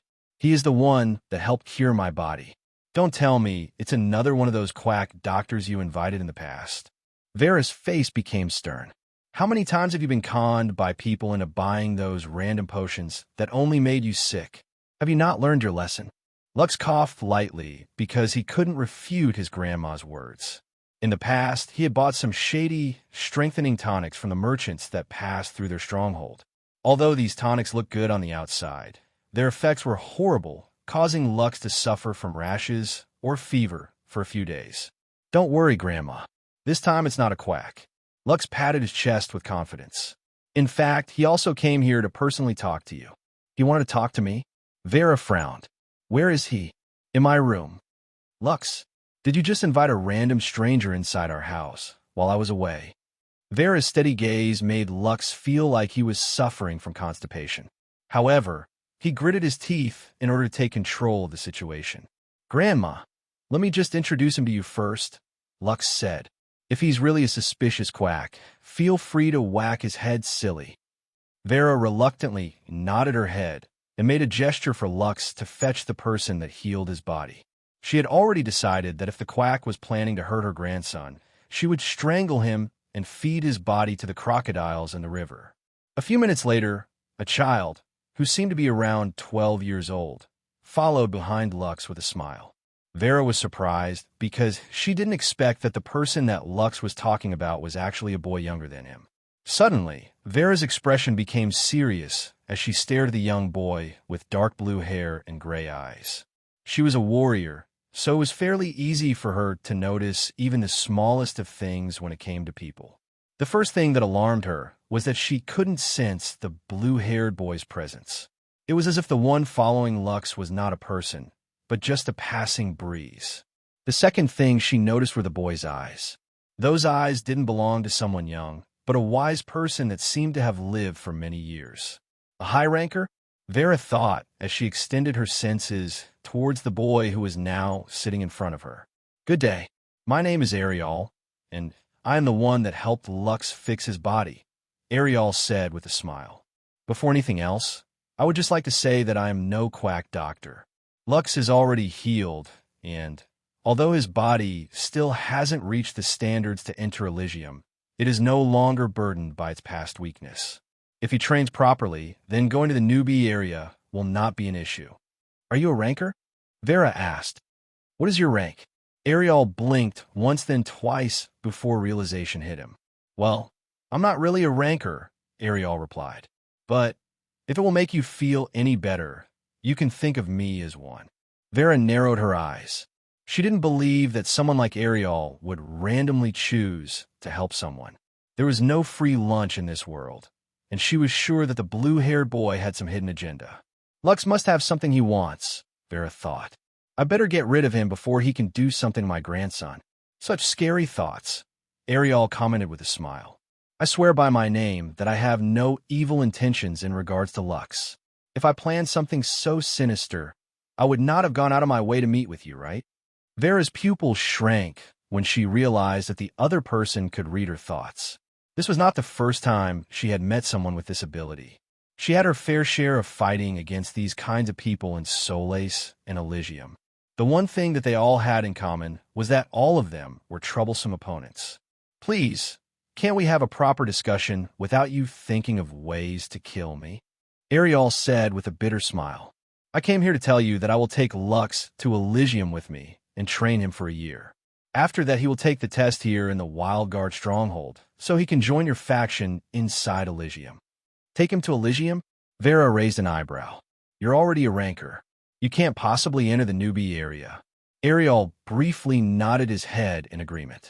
There are laws in Elysium that divide the lands that people can explore depending on their ranks. However, I can bypass these laws and go anywhere unhindered. But we both know that you won't allow Lux to go to Elysium unless he has proven himself capable of surviving by himself, right? Yes, Vera answered. Well then, since both of us are in agreement, how about we all go on a little trip outside this stronghold?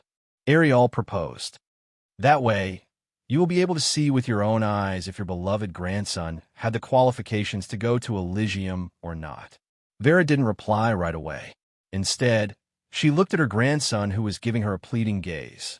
After a brief inner battle, Vera sighed and reluctantly nodded her head. Very well, Vera said. We will leave at first light. I want to see if my grandson is really cured of his sickness. If he can show me that he has the means to survive in Elysium, then I will allow him to go there. However, if you are lying to me, I don't care who you are or where you are from. I will ensure that you never see my grandson again. Do I make myself clear? Ariel smiled and nodded his head. Vera's threats had no meaning to him, but he could understand how much she cared about Lux. Although the general plan had been derailed from the start, he was still happy that the candidate they had chosen was well loved by his foster family. Vera, Lux, and Ariel sat on top of the white hippopotamus, Sophie, as they traveled along the river. This was not the first time that Vera had taken Lux on a journey with her, so he was quite familiar with the landmarks that they were passing. After traveling for half a day, the white hippopotamus swam towards the riverbank. After walking up to land, Vera, Lux, and Ariel dismounted from her back and observed their surroundings. Where are we, Grandma? Lux asked. This was the first time that he had stepped into this place, and he was not sure why Vera had brought him here alongside Ariel. This place is called the Westmill Valley, Vera answered. This is a place where both common and ranked monsters can be found. Don't worry, the strongest monsters here are rank 2 monsters. As long as you don't go deep inside the valley, your chances of meeting them are slim. Lux gulped because according to the knowledge he had, rank 2 monsters were as strong as grade C apostles. In Solais, there were various ranks to measure the strength of an individual. Only those that had stepped on the apostle rank were considered individuals that had surpassed the limits of mortality. Those who had become apostles were eligible to enter the intermediate area of Elysium. It was also where stronger monsters and richer resources could be found. Children who were 12 and above were given the opportunity to enter the beginner area of Elysium, where common monsters, like the horned rabbit, could be found anywhere. This was the place where they could hone their combat abilities in preparation to step into the apostle rank. Since Lux was not allowed to enter Elysium, Vera could only take him to a similar environment where common monsters could be found. This was the only way for her to gauge whether Lux and Ariel were lying to her. Come, let us make camp, Vera ordered as she took out a large tent from her storage ring. Lux happily helped his grandma prepare the tent because it had been a few years since they had gone on a camping trip together. Even so, he was still very proficient in doing these simple chores because he wanted to be useful to her whenever they left Wildguard Stronghold to visit the nearby towns in their territory. After finishing the tent, Vera started to prepare their lunch. Lux busied himself with practicing his swordsmanship. He was holding the rare weapon, Tranquility, that allowed him to summon a forest wolf to aid him in battle. Go! Lux shouted as he activated the summon skill. Immediately, a wolf with light brown fur appeared in front of him. Lux gave his grandma a sidelong glance to see her reaction, but the latter didn't even raise her head as she stirred the dish inside the cooking pot. Ariel, who saw this scene, chuckled because he knew what Lux was thinking. The god of games was aware of Vera's level, and such a simple display was usually not enough to move her heart, but a tinge of wariness or concern had touched it, and she briefly shifted her eyes from the meal in front of her to her grandson. While weapons with summoning abilities were not that rare in Solais, anyone who was able to get their hands on one could easily do what Lux had done. Of course, Lux wasn't aware of this. He thought that having a cool weapon was enough to impress his grandma, so her seemingly indifferent reaction made his heart ache. Now, don't be so down. Ariel wasn't able to ignore Lux's depressed state, but nor would he reveal the subtle change that had come over Vera when he decided to cheer him up. Your grandma just wants to know if you are capable of entering Elysium without relying on external strength. Lux scratched his head as he looked up at Ariel, who was sitting on a tree branch. Does that mean I can't summon the forest wolf and Diablo? You can, Ariel replied. I'm sure that your grandma will not complain as long as you understand that you shouldn't over-rely on them. I'll give you an example. If you were to fight against a summoner and his powerful summon, who would you attack first? The summoner? Lux answered with uncertainty. Ariel nodded. Once the summoner is dealt with, the summon will also disappear. So, although a summoned creature is strong, the summoner must also have a way to defend himself. There are beasts with very high intellect. They would directly attack you and ignore your summons if you were to face them in battle. Lux crossed his arms over his chest as he digested Ariel's words. He then glanced at the forest wolf who took a sitting position in front of him. Should I upgrade my personal stats first and not strengthen Diablo then? Lux inquired. Ariel smirked. Lux, whether you do or do not, that decision will always be yours to make. Do not rely on others to make the decision for you. No one can decide what to do with your life except you. But I don't know what to do. Can you give me a hint? Lux pressed his hands together and pleaded. Ariel glanced at Vera, who was busy cooking their food. He knew that she was listening to their discussion and testing him to see whether he was indeed a good mentor for Lux or not. Since that was the case, Ariel decided to give Lux some tips in order to make him understand the concept of roles in battle. Priests and mages are almost always at the back of the party.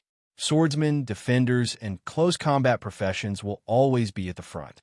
Ariel explained. Archers will always be somewhere where they could snipe their enemies from a safe distance. Different strokes for different folks. What you need to ask yourself is what role you want to play in the greater scheme of things. Do you plan to go solo, or do you want to team up with others? Since you have learned necromancy, you can have the best of both worlds. Even without people, you can form a party with your summoned creatures. At the mention of necromancy, Vera raised her head and looked at Lux, who was deep in thought. Lux, is that true? Have you learned necromancy? Vera asked with a serious expression on her face. Yes, Grandma, Lux answered. Show me. Okay. Lux took a deep breath as he activated the summon skeleton skill. Come forth. Diablo, Lux ordered.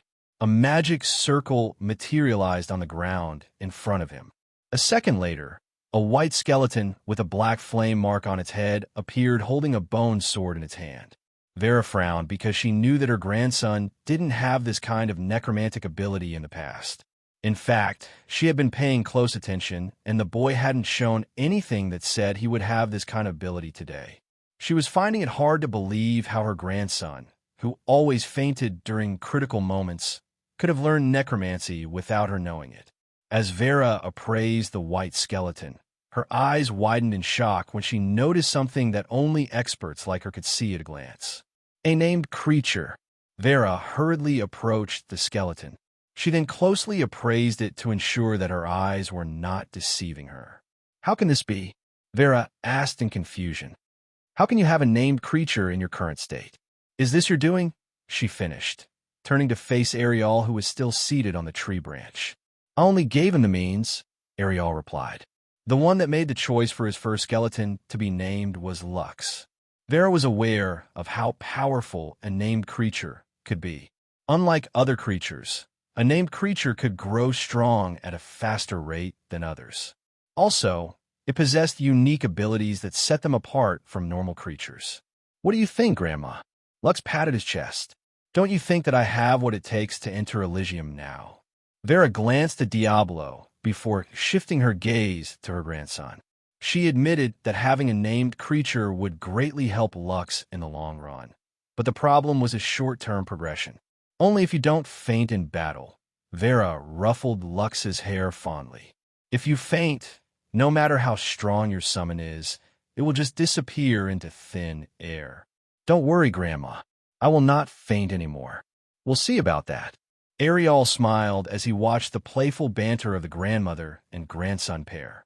Now that Vera had finally acknowledged Lux's potential, all that was left was to see how the red-headed boy was in actual battle.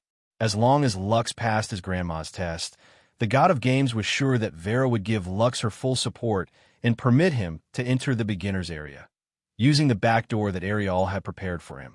After lunch, Vera led Lux and Ariel on the western outskirts of the valley. Every now and then, they would come across common monsters like the horned rabbits, foxes, wildcats, boars, and other beasts that would gaze at them in the distance.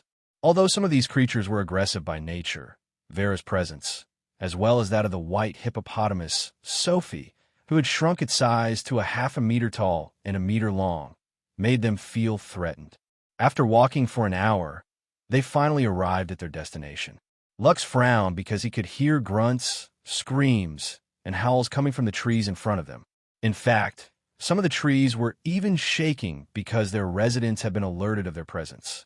"This is the territory of the barb-tailed jester monkeys," Vera said. "They're just common creatures, but they are notorious for their ability to accurately throw things like rocks and fruits at their enemies. What I want you to do is hunt 10 of them. If you can do this, I will allow you to go to Elysium. However, if you fail, you will not talk about going to Elysium for a year and continue your training at home. Do I make myself clear?" Lux nodded. "Okay, Grandma." Lux was surprised by his grandma's sudden change of heart. He thought that she would prevent him from going to Elysium completely if he failed her test, but she merely said that he should continue to train at home, which was already a good compromise. "Good luck." Ariel gave Lux a pat on the shoulder as a form of encouragement. Still, his grandma made things a little difficult for him to pass the test.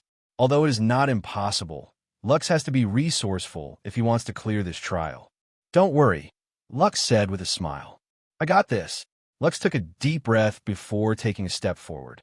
He was holding his sword, tranquility, and paying close attention to the monkeys, who were jumping up and down on the branches of the trees as they continued to scream at him. Just as Lux was thinking about what to do next, he heard a dull ringing sound in his head. What followed next were rows of text that appeared in front of him, as if they were being carved into the air. Special quest. Vera's trial.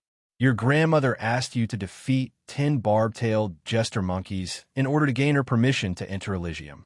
Rewards: 5 free stats points, 10 body constitution points, 10 skill points. A quest. Lux stared at the image in front of him in disbelief. What is this? Some kind of RPG game. Although Lux was confused about what was happening, he decided to put it aside for the time being because he needed to focus on the task at hand. After walking 50 steps forward, the 2-foot-tall monkeys became more agitated as they started jumping from tree branch to tree branch while increasing the decibels of their screeching noises. Suddenly, a nut that was as big as a human's fist came flying in his direction. Lux had already raised his awareness to its limits because he understood that the monkeys were wild creatures and their temperament was on the aggressive side. Because of this, he was able to dodge the nut that was thrown at him with ease. The monkeys seemed to find his dodging amusing, so they all started screeching and clapping their hands like spectators at a theatrical performance. It was also at that moment when Lux saw several monkeys raise their hands in the air in the act of throwing something. Lux's body stiffened when he realized that the monkeys were now going to attack him for real. As soon as this thought came to his mind, several flying projectiles, namely fruit, wooden sticks, and rocks, descended on him like rain. The red-headed boy rolled over to his right side and hid behind a tree in order to shield himself from the barrage of projectiles that were being aimed at him. The monkeys then started to jump from tree to tree in order to encircle Lux and attack him from all directions. SSH*T. Lux cursed loudly as he narrowly evaded a rock that was as big as his head that had been thrown from his left side. "Diablo, help me," Lux ordered as he summoned his named creature to battle. A white skeleton appeared in front of Lux and slashed at the fruits that were being thrown at its master. Unfortunately, its movements were not that fast, and several of the fruits hit their intended target. Lux saw a couple of numbers pop up above Diablo's head, which he assumed were damages that the skeleton received from the projectiles thrown at him. Diablo. Health, 6/15. Attack, 3 to 10. Attack type, ethereal damage. Lux was alarmed when he saw that Diablo's health points had decreased by more than half and knew that he wouldn't be able to beat the monkeys in his current situation. Because of this, he decided to take a strategic retreat and ran like his pants were on fire. Diablo ran after its master and used its body and weapon to shield Lux from further attacks that came from the monkeys. Only when Lux had escaped to his grandma's side did the monkeys stop their attacks. Vera's glare was more than enough to scare them silly, and the monkeys decided to stop attacking the red-headed boy who was hiding behind her back. Ariel chuckled at Lux's comedic performance. Although he didn't have high hopes for him when it came to being able to beat a pack of monkeys, he still believed that the red-headed boy's decision to retreat was wise. Vera, on the other hand, knew that her test was a bit unreasonable. Her true goal was to see if Lux would faint during an intense situation like he usually did. Although she was standing far away, Vera had already made preparations to deflect any attack that would prove lethal to her grandson. What she wanted to teach Lux was that there were times when he would find himself in a disadvantageous situation when he entered an unknown territory for the first time. The beginner zone might seem like it is a safe place for 12-year-olds, but the truth was it was a place where they would hone their survival instincts. Several children often died in the beginner zone because they became too confident in their meager abilities. These kids would go to places where monsters lived together and try to eliminate them, only to find themselves vastly outnumbered and fighting with their lives on the line. Although these deaths were unfortunate, the adults could only blame themselves for not teaching their kids properly before they entered the Elysian fields. This was Vera's way of teaching Lux that the place he wanted to go was a very dangerous place. A place where he could lose his life any moment if he was careless in his actions. Do you want to call it a day? Vera rested her hand on Lux's shoulder and looked at him with tender eyes. Don't worry, you can still try again tomorrow. I will give you 1 week to complete this test, so there's no need for you to hurry. Lux pondered for a bit before shaking his head. It's still too early, Grandma. I want to give it another try. Very well. Just be careful. Yes. Vera smiled and lightly ruffled Lux's hair. She really thought that her grandson would faint earlier, but after observing him for a while, she could tell that Lux didn't lie when he said that his fainting habit had been fixed. Since that was the case, she was even more curious about how her grandson would clear the test that she had given him. Lux stared at the monkeys, and the monkeys stared back at him. After staring at each other for several minutes, the monkeys started to chatter amongst themselves while glancing at the red-headed boy who was eyeing their every move from a safe distance. Doesn't that boy look like a monkey as well? Maybe he is our distant cousin. I don't think so. He doesn't have a tail. He resembles those red-butt baboons from the east. Now that you mention it, baboons don't have tails. Also, his face is just as red as theirs. He might be from their tribe. Bastard. So he came here to show us his red butt. How shameless. Let's beat him up. I agree. Let's go. If Lux were to know that he had been labeled a red-butt baboon by the monkeys he was observing, he would have definitely been angered to death and given all of them the middle finger. Fortunately, he didn't speak monkey language, so he was able to continue observing the monkeys without being taunted by their words. After arming themselves, the troop of monkeys suddenly started screaming as they advanced toward Lux with determination. All of them carried fruit, rocks, and wooden sticks with them that they could use to throw at the baboon that had entered their territory. Seeing that the monkeys had finally started to move against him, Lux did what he needed to do, and that was to run away. After a few minutes of chasing, the monkeys gave up and returned to their territory. Lux, on the other hand, returned to observing them from a distance. The red-headed boy was trying to memorize the movements and behavioral patterns of the barb-tailed jester monkeys. This strategy had been taught to him by the elders in Wildguard Stronghold when he had turned 12 years of age. Lux could recall these lessons by heart, and now had the opportunity to apply this knowledge to his current situation. The barbtail jester monkeys would jump from tree to tree using their hands, feet, and tail on normal occasions. When they were going to fight, however, both of their hands were occupied by fruit, sticks, or rocks, which prevented them from using them. Even so, the monkeys could still travel at a fast pace because their strong legs allowed them to jump from tree to tree with ease. At times, their tails would coil around branches and help the monkeys maneuver through the treetops, while still being able to perform ranged attacks with deadly accuracy. So, they can only carry 2 to 3 items at most when they start to attack from the treetops, Lux thought as he observed the monkeys from afar. However, the compendium said that they're also capable of engaging in close combat, using their fangs, claws, and tails like a deadly whip to injure their enemies. After pondering for a while, Lux devised a plan for how to beat the monkeys in order to pass Vera's trial. Vera and Ariel, who were observing Lux from far away, smiled when they saw the red-headed boy collecting rocks from the ground and placing them inside his storage ring. The next day, right after breakfast, Lux decided to put his plan into motion. He had already made adequate preparations, and he was confident that he would be able to pull it off as long as nothing out of the ordinary happened. "Grandma, I'm going. Good luck." Ariel just gave Lux a brief nod of encouragement, and the latter gave the god of games a thumbs up. "Look, he's back again. This red-butt baboon still hasn't learned its lesson. To arms. Fight. Let's get high, Ark." One of the monkeys fell off the tree branch when it wasn't able to dodge Lux's surprise rock throw from distance. The other monkeys were angered by this action, and all of them started to screech while jumping from tree to tree in order to encircle the red-headed boy who dared to hurt their companion. Special Quest: Vera's Trial. Defeated monkeys 1/10. I knew it. Lux laughed internally as the notification materialized out of thin air. I don't have to kill them.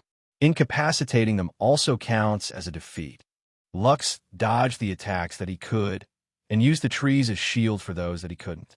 He had stacked many fist-sized rocks inside his storage ring, and he threw them one after the other whenever an opportunity arrived.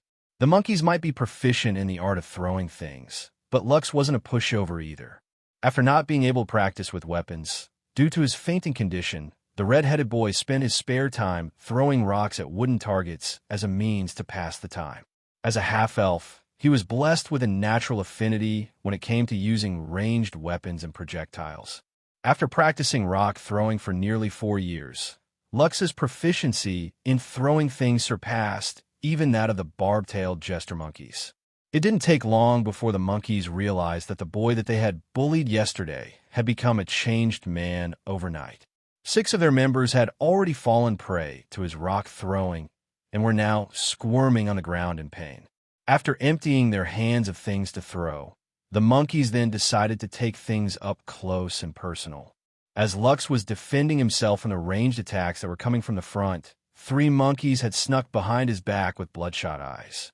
Without warning, they lunged at the boy from behind with their fangs and claws extended, going for the kill. Suddenly, 2 blurs appeared in their vision. Before the 3 monkeys could even react, one of them was sent flying by a bone sword, while the other dealt with an excruciating swipe from the claws of a forest wolf.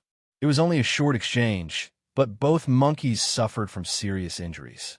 The 3rd monkey was the unluckiest of all because it found itself face to face with a sneering half-elf who used the flat side of his sheathed sword like a baseball bat to send the monkey hurtling several meters away. The monkey's pain screams spread across the jungle before it smashed into a tree, which knocked it unconscious. After seeing that their attacks had failed, the monkeys panicked and ran away in fright. Lux watched them go and didn't make any moves to pursue them. His goal was to only clear Vera's trial and not to annihilate their troop. After completing his mission, a ringing sound once again sounded inside his head and a series of texts appeared in front of him. Special Quest: Vera's Trial completed. Rewards: 5 free stats points, 10 body constitution points, 10 skill points. Bonus reward: Skill: Accurate Throw. Accurate Throw. Increase throwing skill accuracy by 10% and damage by 10%. Skill Evolution: EX detected a new skill. Accurate throw will be upgraded in a power shot once the requirements have been met. Power shot. Increase throwing skill accuracy by 30% and damage by 30%. Has a 5% chance to deal critical damage when using power shot skill. Requirement to upgrade. Hit a moving target using accurate throw 100x. Progress 0/100. Lux was quite surprised when he got a bonus reward out of the blue. He didn't expect to learn a skill in this manner, but he was quite happy about it. The icing on the cake was that his special ability, Skill Evolution EX, had upgraded this common skill into a more powerful one. The half-elf was confident that he could easily meet the requirement for the throwing skills evolution. After calming down, he then returned to the camp where Vera and Ariel were waiting for him. He could tell after seeing the relaxed smile on his grandma's face that she was quite satisfied with his performance. After so many years of waiting, Lux finally saw the look of approval on his grandma's face. He knew that after they returned to the Wild Guard stronghold, things would finally change for the better. Back at the camp, Vera praised her grandson for his wonderful performance. After seeing how the battle played out, Vera was convinced that Lux had indeed recovered from the ailment that plagued him all these years. She was now more at ease, knowing that her grandson would be able to enter the beginner's area of Elysium and survive there for a year under Ariel's guidance. On the way back to the Wild Guard stronghold, Lux took out his soul book and started to allocate his rewards. Name: Lux von Kaiser. Age: 16. Race: half-elf. Rank: none. Health: 20. Mana: 25. Strength: 4. Intelligence: 5. Vitality: 4. Agility: 5. Dexterity: 4. Free stat points available: 5. Special abilities: Skill Evolution EX. Skills: Accurate Throw, Body Constitution, Immortal Conqueror's Legacy. I have received 5 free stat points, so I can enhance my stats easily, Lux thought. The problem is, which stat should I prioritize? After discussing a bit with Ariel, the god of games told him that his stats were similar to that of a game character. His strength stat influenced his physical damage and overall body strength, allowing him to equip heavy armor, as well as carry heavy items. The intelligence stat didn't have any relation to how smart a person was. This stat raised magical damage, mana capacity, and mana regeneration. Vitality, on the other hand, increases a person's natural defense and health points. To a certain extent, vitality made the body sturdy, which would allow him to endure attacks from physical and magical damage. Dexterity played a role in the body's reflexes and overall balance. Performing dexterous maneuvers like backflips and martial arts required high dexterity. This stat also allowed the user to wield weapons like bows with greater proficiency. Agility's role was to increase a person's movement speed, dodging ability, and capacity to run away from dangerous encounters. Aside from these stats, there were 2 other secret stats that couldn't be seen in the Soul Book. Those 2 stats were Charisma and Luck. According to Ariel, these 2 stats were quite special, and the reason why they were hidden was to prevent others from purposely adding points to them. Everyone in Solais could access their soul books and freely add points to their stats according to their wishes. This setting was really similar to those RPG games that Lux had played in the past. The only difference was that they were not players who could resurrect an infinite number of times when they were killed.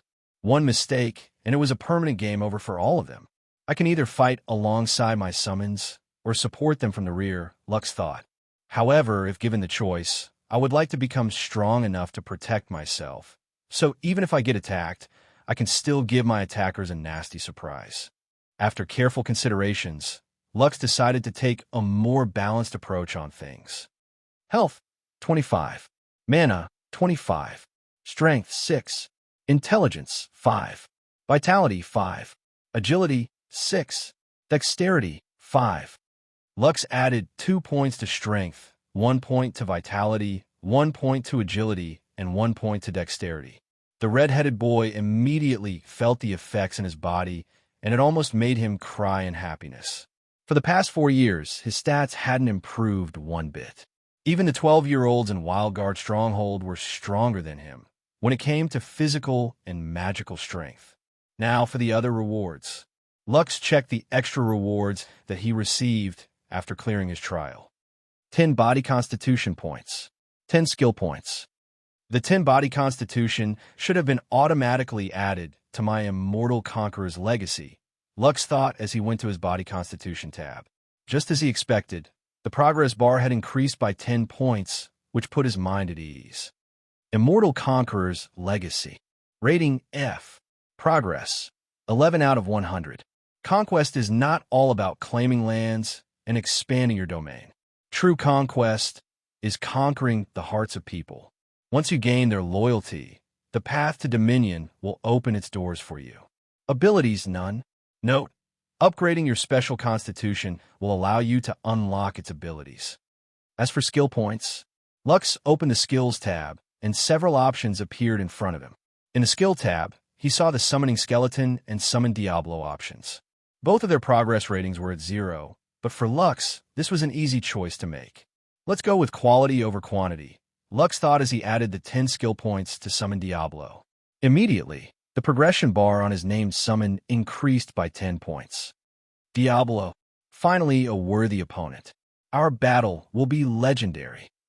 Named Skeleton. Rating, F+. Mana, 10. Progress, 10 out of 100. Health, 15.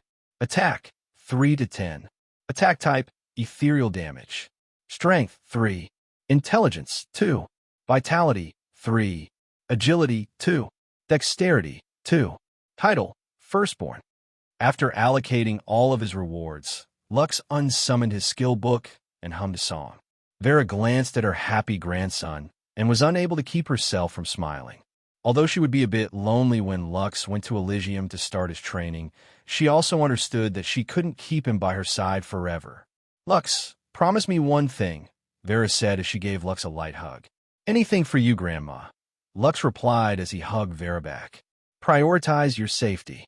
If the situation becomes too dangerous, do not hesitate to run away. I have only 3 family members left in this world, and one of them is you. My heart will break if something terrible happens to you. Grandma, I can't promise that I will not encounter a dangerous situation when I am in Elysium. However, I will promise you this. I will do everything in my power to live. I will do my best for you, Grandma. Vera nodded as she patted Lux's head. Make sure to come home from time to time, okay? I will be waiting for you. I will. I promise. Lux replied as he closed his eyes in happiness. Now that his grandma had given him permission to go to Elysium, there was nothing more that could hold him back. Ariel, who was also seated on the back of the white hippopotamus, Sophie, sighed in relief. Now that the wheels of fate were finally set in motion, the plan that he and Max had made for many years was about to officially start, finally. Max, don't worry. I will take it from here, Ariel said in his heart while thinking of his best friend. Our Heaven's Gate project begins here. Have you packed your clothes? Yes, Grandma. How about the food I prepared? Do you have that as well? Yes. Vera looked at her grandson lovingly as she patted his head. Remember, if you face an enemy that is stronger than you, just run, Vera said. The most important thing is to live to fight another day. Do you understand, Lux? Yes, Grandma, Lux replied. I will do as you say. Ariel watched this from the side without interrupting. Once Lux entered Elysium, he could come home anytime he wanted, but most people stayed in Elysium for weeks or months at a time before returning home. A day in Solais was equivalent to 2 days in Elysium. This was something that Lux knew because of the lessons that he received when he was 10 years old. Now that he was going to embark on the adventure that he had waited for all his life, he felt somewhat sad about leaving his grandma all alone in their residence. Seeing the hesitation in his eyes, Vera laughed and lightly pinched his cheeks. Silly boy, don't tell me you're getting cold feet now, Vera said with a smile. Go and start a new journey. When you get tired and weary, I will be here waiting for you. Lux nodded as he tried to hold back the sadness that was rising in his heart. Ariel chose this time to pat his shoulder and give him some reminders. Using the Ring of Arondite, you will be able to go to Elysium at any time. However, you still haven't set your return point, Ariel stated. When you exit Elysium, your return point will be in a fixed location. Can I choose this residence as my return point? Of course. But which part of this residence would you like to register? Vera, who was listening to the side, made a suggestion. Why don't you register the training room as your return point? Vera proposed. I have placed a ward over there to inform me when you're using the training room, since that is the place where you would often faint when you push yourself too hard. I think it is the most ideal location for this return point that you speak of. Right. Why didn't I think of that? Lux glanced at Ariel, who nodded his head in agreement. Let's go to the training room then, Ariel replied. A few minutes later, Lux pressed the arondite ring against the floor in the center of the training room in order to register it. Return point has been saved. Whenever you leave Elysium, you will automatically teleport to this place. Now, you're good to go, Ariel stated. To activate the ring, you just need to say the words, "Open Heaven's Gate." You can use this activation code to enter and leave Elysium. Lux nodded and turned to his grandma. Grandma, I'm going now, Lux said. Be safe, Lux, Vera replied as she gazed proudly at her grandson. I'll be waiting for your safe return. Lux gritted his teeth as he pressed his right hand over his chest. Open Heaven's Gate. When Lux opened his eyes, he found himself standing beside a floating blue crystal. It took him a while to regain his composure as he looked around at his surroundings. He seemed to have appeared in some kind of plaza where several people had gathered. Some of them were looking at him with curiosity, while others were looking at him in confusion. Is that a human? What is a human doing in this place? Did he get lost or something? Should we call the village's guards? Lux felt that something was completely out of place in his surroundings. Although there were people around him, some of them were only over 3 feet tall, 95 centimeters. Their gazes pierced the red-headed boy as if he was some kind of trespasser in a place that he shouldn't have stepped into.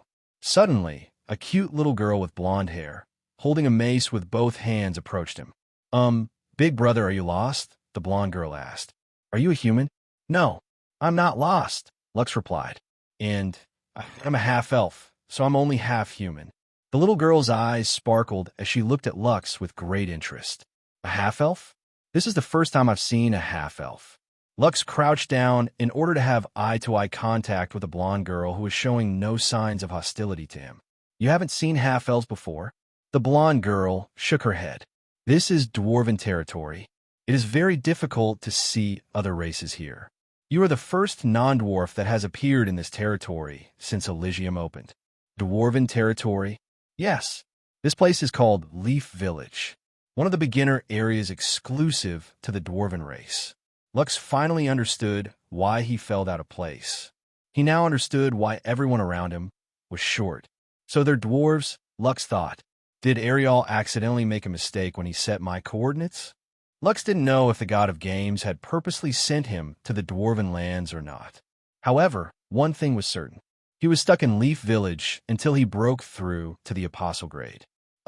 Big brother, how old are you? The blonde girl asked. I'm 16 years old, Lux answered. How about you? I'm 12. I just entered Elysium. My name is Colette. Colette? You have a very beautiful name. It suits you perfectly. The little dwarven girl smiled sweetly after receiving Lux's praise. Lux was about to ask more questions when several dwarves surrounded him and Colette. Colette, stay away from this half-elf, a dwarf with light brown hair shouted as he raised his sword. Have you forgotten what our elders told us? Humans can't be trusted. But he's not human, Colette argued. He is a half-elf. He's still half-human, the dwarven boy shouted. Humans cannot be trusted.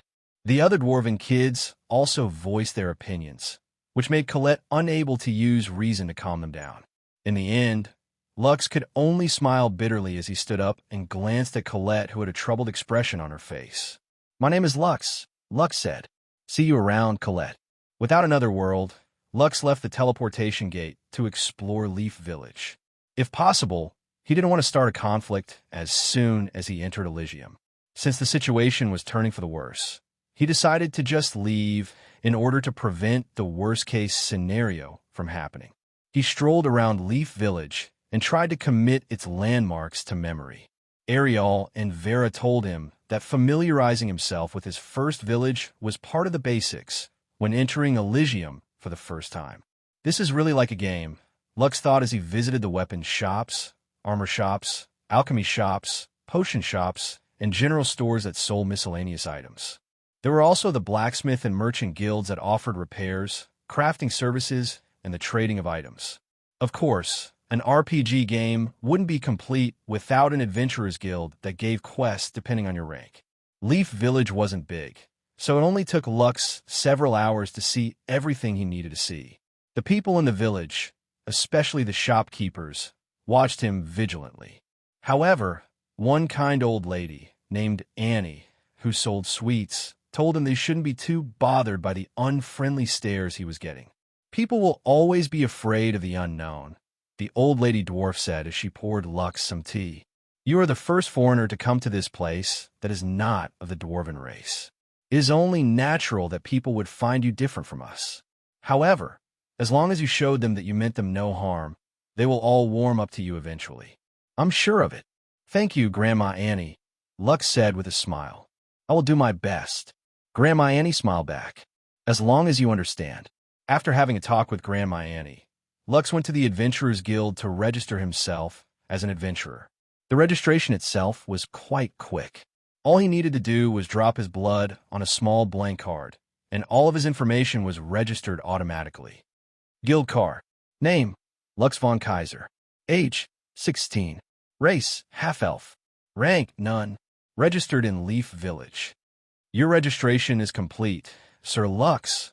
A pretty dwarf with dark brown hair bowed respectfully as she presented Lux's guild card to him. Unlike Colette, who was only a little above 3 feet tall, the guild receptionist was at least 4 feet 5 inches, 137 centimeters. Lux estimated that this was the average size of adult dwarves because most of the adults he met in Leaf Village were around that height as well. After bidding goodbye to the receptionist, Lux decided to rest at an inn for the rest of the day and explore the outskirts of the village in the morning.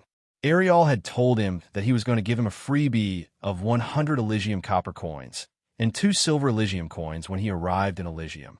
Each Elysium silver coin was equivalent to 100 copper coins, and 1 gold Elysium coin was equivalent to 100 Elysium silver coins. Elysium coinage was the universal currency that was used in Elysium. The gold coins that Lux used in Solais had no value whatsoever in Elysium. For the Elysians, anything that belonged to Solais was no better than stones lying on the road. After paying 5 Elysium copper coins for his room, Lux was guided to his room by the innkeeper himself. It seemed that he was afraid that Lux would barge into the other rooms and disturb his other guests, which would ruin his business. Although the treatment he was receiving was a bitter pill to swallow, Lux decided to do his best to win the hearts of the people in Leaf Village. A year in Solais is equivalent to 2 years here, Lux muttered. I wonder how strong I will be when the trials in Wildguard Stronghold start next year. Lux grinned as he envisioned his glorious comeback after several years of failure. He knew that when that day came, he would shock everyone speechless. Inside his room, Lux was busy reading the information about Leaf Village in the Elysium Compendium. So this village is located in the Dwarven Kingdom of Guelevin, Lux muttered. The specialty of Leaf Village is honey-flavored leaf candies. It restores 50 health points and 50 mana points. With the compendium in hand, Lux was able to access important information about anything in Elysium. Just like Ariel said, it was like a walkthrough that could help anyone who had it. When Lux clicked the image of Leaf Village in the compendium, he was given 2 options. The first option was the map of the village, and the second one was the map of its surrounding areas. Since he had already explored the village, the red-headed boy chose the information on its surrounding areas instead. Leaf Village, P. Beginner's Zone, North Zone, Figaro Gardens, a place where insectoid-type monsters roam. West Zone, Heartwood Forest, the place where the majority of people from the Leaf Village hunt for food and resources. South Zone, Leaf Village Cemetery, a place where low-level undead are sighted during the night. East Zone, Aspiration Plains, a wide-open plain filled with monsters that travel in groups. I see, The compendium also allows me to view the types of monsters that can be found in each area. This is amazing. I'm glad I got this from the gacha pull. Lux felt truly blessed after getting the compendium. It might not even take me a year to enter the apostle rank. Now, the only question is, where will I go first tomorrow? Lux rubbed his chin as he checked the information regarding the various monsters exclusive to each zone. The compendium even highlighted the location of the dangerous monsters that roamed their territories, known as alpha monsters. These monsters were often referred to as newbie killers because their strength could easily kill any newcomer who had unknowingly wandered in their territories. Aside from the alpha monsters, Lux also noticed that there was one field boss in the territory of the Leaf Village, and it was found inside the Heartwood Forest. The name of the field boss was Forest Wolf King. Lux checked its stats to get a better idea of how strong a field boss was. Forest Wolf King. Beginner Zone Field Boss. King of the Forest. Rank 4 Field Boss Monster. Health 300,000/300,000. Mana 80,000/80,000. Strength 200. Intelligence 100. Vitality 250. Agility 250. Dexterity 150. Skills: Windwalk, Windblade, Air Blast, Call of the Wild. Lux sucked in a deep breath because the stats of a rank 4 field boss monster truly made him feel insignificant. In Elysium, the mortal and the monster ranks depended on their combined stats. This was the basic ranking system for mortals. Grade A Apostles, 800 points. Grade B Apostles, 600 points. Grade C Apostles, 400 points. Grade D Apostles, 200 points. Beginners, anyone whose stats are below 200. As for monsters, their basic ranking system was as follows. Rank 4 is equal to 800. Rank 3 is equal to 600. Rank 2 is equal to 400. Rank 1 is equal to 200. Common monsters below 200 points. After their points surpassed the 800-point mark, they would enter a new ranking system. However, since this was only the beginner's area, anyone who surpassed 200 points will be forcefully teleported out of their starting zone after 10 days. Even if I reached the apostle rank, I would still not be able to beat the field boss alone, Lux said softly. I can only fight it if I team up with other people. Challenging it alone is akin to suicide. It's a shame. The rare drops I can obtain from killing it are very tempting.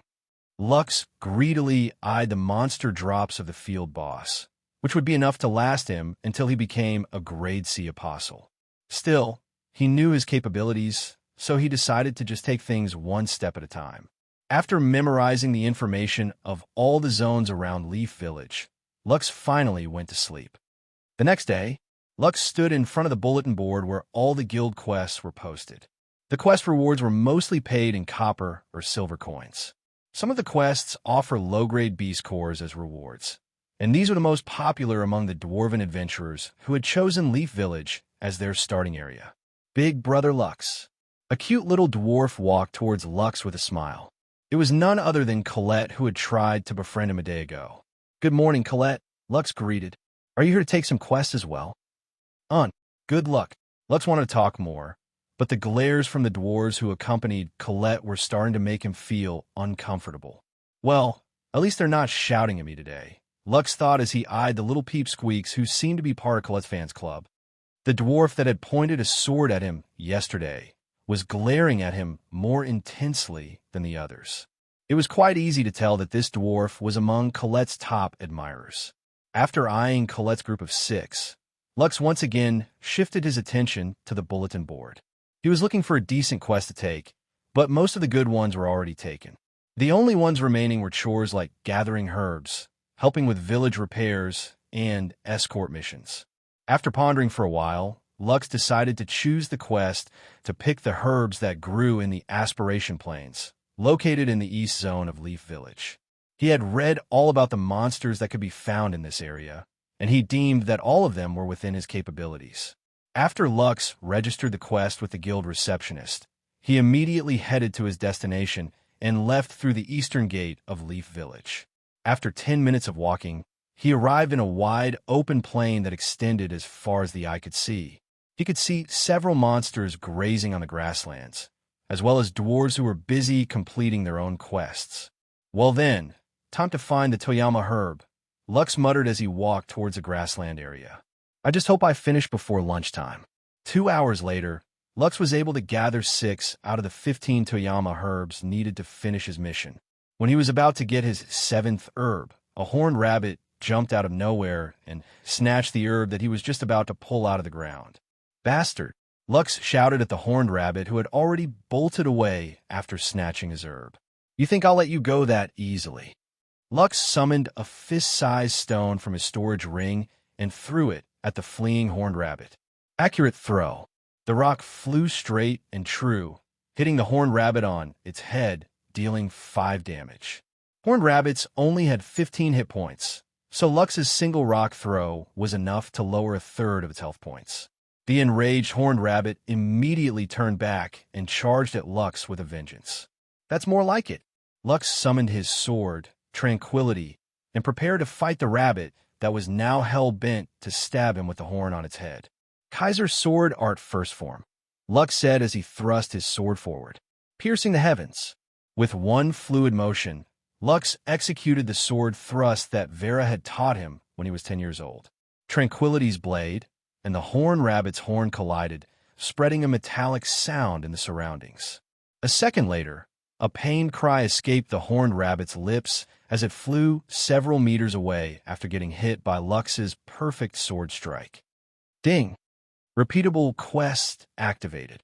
This quest can be repeated 10x. Pests of the plains. Horned rabbits are notorious for attacking beginners as well as interrupting those who are out to gather herbs in the fields. Kill 10 of them to show them who's boss. Horned rabbits killed, 1/10. Rewards, 1 free stats point, 1 body constitution point, 5 skill point, 10 Elysium copper coins. Lux was slightly disappointed when he saw the rewards, but his mood gradually changed after realizing that the quest he received was a repeatable one, meaning he could do this quest over and over again in order to farm points that he could use to make himself grow stronger. Also, Lux realized that this was the perfect quest to help him upgrade his accurate throw into its stronger form, which was the Power Shot. Power Shot. Increase throwing skill accuracy by 30% and damage by 30%. Has a 5% chance to deal critical damage when using Power Shot skill. Requirement to upgrade. Hit a moving target using accurate throw 100x. Progress. 1/100. 1 down, 99 to go. Lux smirked. He then picked up the body of the foot-long horned rabbit to sell back at the Adventurers Guild after he finished his herb-gathering mission. Right now, he had limited funds. Even though the horned rabbit meat wasn't the most delicious meat in the beginner's area, it was still something that could be sold for 1 Elysium copper coin. Lux could also use the meat for his own consumption, which would lessen his food expenses. Back then, I couldn't even catch 1 horned rabbit, Lux mused. Now, I can kill them without any problems. Thank you, Grandma. Those years of hard training were not wasted. After storing the horned rabbit's corpse inside his storage ring, Lux scanned the surroundings in order to hunt for more. Since he found 1 in the area, it was only a matter of time before he found more. At the corner of his vision, he found something moving fast in the grasslands. A smile appeared on Lux's face as he made his way towards his next target. Congratulations, you have learned Power Shot skill. Lux panted as he sat on the ground. After killing his 100th horned rabbit, his skill had finally been upgraded successfully. Finally, Lux sighed in relief before checking his stats in his soul book. Name, Lux von Kaiser. Age, 16. Race, half-elf. Rank, none. Health, 25/25. Mana, 4/25. Strength, 10. Intelligence, 5. Vitality, 5. Agility, 9. Dexterity, 8. Special abilities. Skill Evolution, EX. Skills, Power Shot. Elysium Copper Coins, 145. Elysium Silver Coins, 2. Elysium Gold Coins, 0. Lux allocated his 25 skill points to Diablo in order to help his named creature become more powerful. Right now, Diablo's progression rate was at 35%. Diablo. Progress. 35 out of 100. The red-headed boy was quite excited to see what changes his named creature would have once he upgraded him. Lux was also looking forward to the new ability that he would learn once he had upgraded his body constitution to its next stage. Immortal Conqueror's Legacy. Rating F. Progress 16 out of 100. I guess it's time to head back, Lux thought after looking at the sun that was about to set in the horizon. His whole body ached due to all the running he had done all over the plains as he chased the horned rabbits he'd killed. He had also completed his gathering mission a few hours ago, and was only waiting until he had upgraded his accurate throw skill in a power shot before he headed back to Leaf Village. On his return trip to the village, the dwarves who had been at the plains were staring at him in a weird manner. Some of them were even gossiping, while glancing in his direction every now and then. Lux knew that these dwarves were younger than him. Although it was a bit embarrassing, he was without a doubt the oldest foreign teenager in the Leaf Village. Because of this, most of the dwarves looked down on him because he started out late compared to their older brothers and sisters, who were already in the intermediate zones of Elysium. Everything seems to be in order, the guild receptionist said with a trace of surprise. Have you handled herbs before? Yes, Lux replied. When I was younger, I usually accompanied my grandma to go foraging. So that explains why all the herbs are in excellent condition. Usually, first-timers don't know how to gather them properly and just pull them up by the roots. Because of this, the herbs are damaged and lose their quality. The receptionist smiled and handed Lux the reward money for completing his mission. After checking his compensation, Lux frowned because he realized that he got more than the quest had been commissioned for.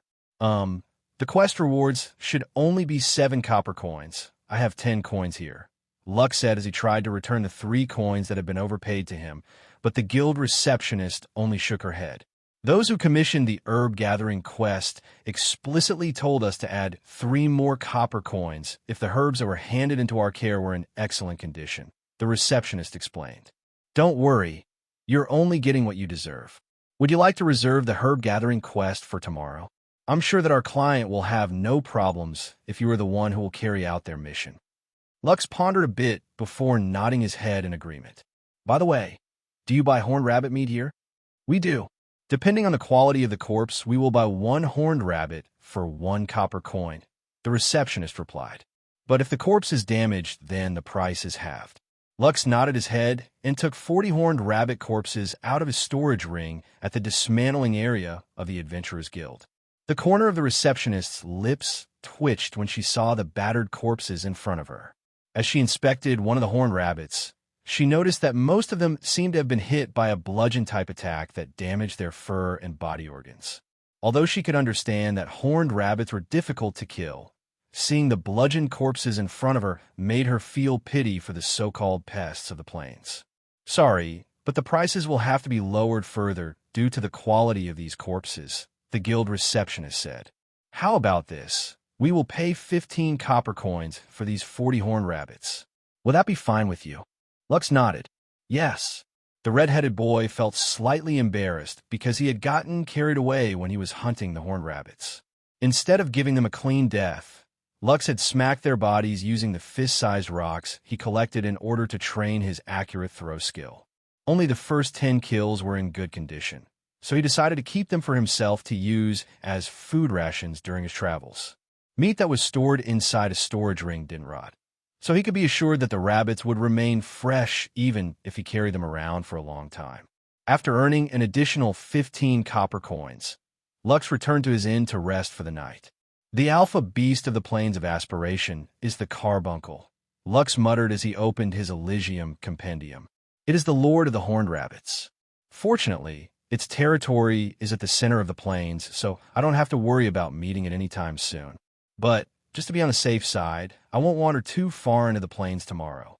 The carbuncle was a meter-tall, blue rabbit with a red, diamond-shaped crystal on its forehead.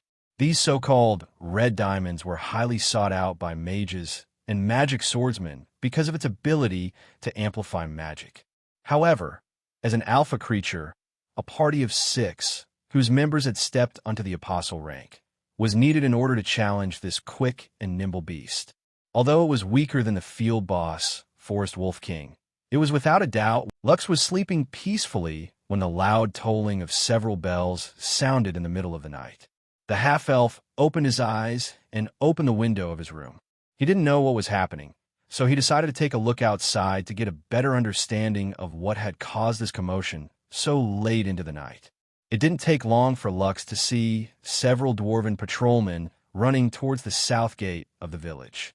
Judging by the anxious expressions on their faces, Lux knew that something bad had happened. The red-headed boy immediately equipped the wolf's leather armor that he had acquired in his gacha pull before leaving his room in haste. Wolf's leather armor. Defense 20. Pierce and slashing damage reduced by 10%. When he arrived at the first floor of the inn, several dwarves were organizing themselves into parties. All of them were wearing armor, and they were holding their weapons firmly in their hands. "Excuse me, but can you tell me what is happening?"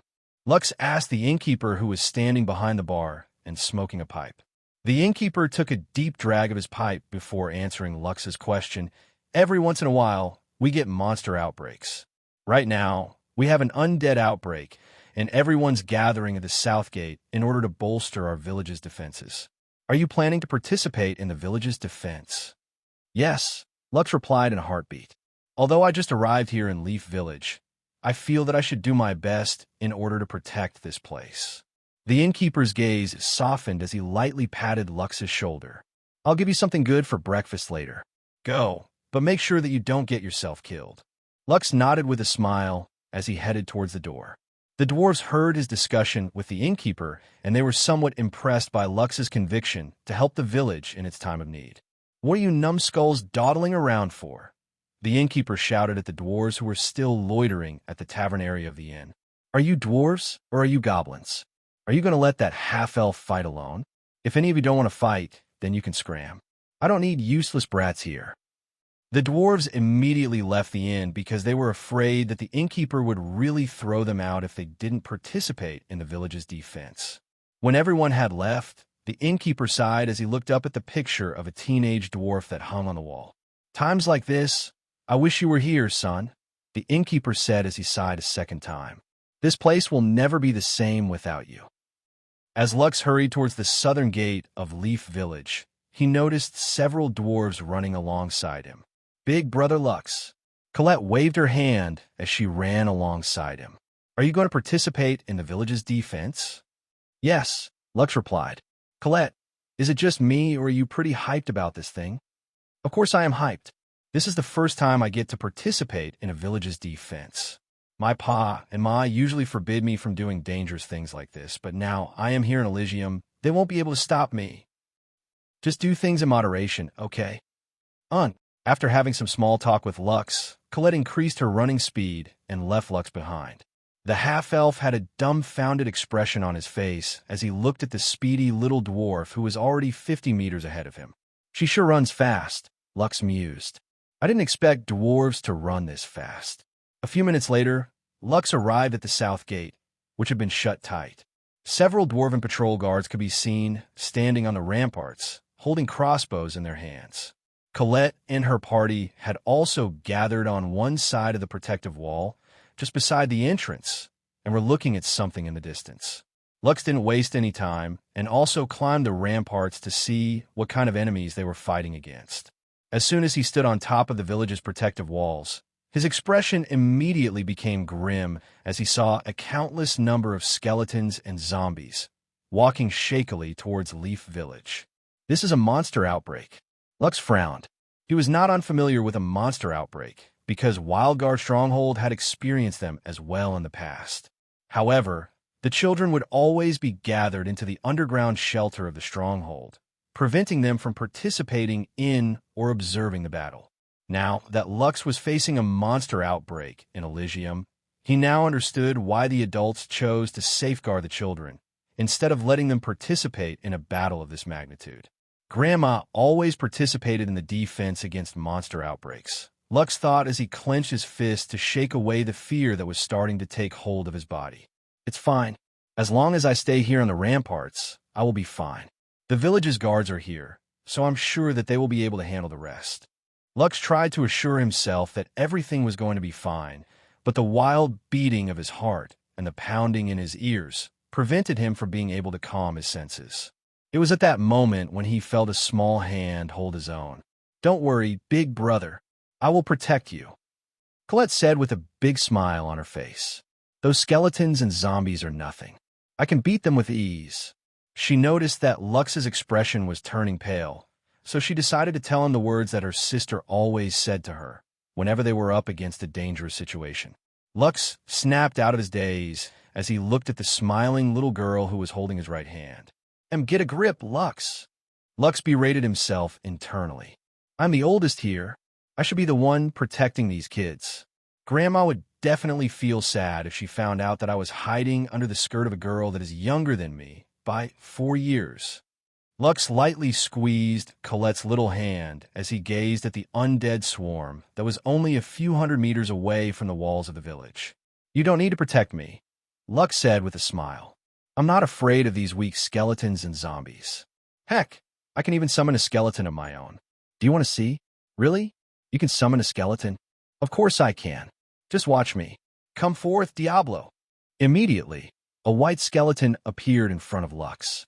Colette's jaw dropped when she saw the skeleton that Lux had summoned. Before Lux could even brag about his named creature, several bolts flew in Diablo's direction. Fortunately, some of them passed harmlessly through his skeletal ribs, but a few hit its head, sending it flying away from its body.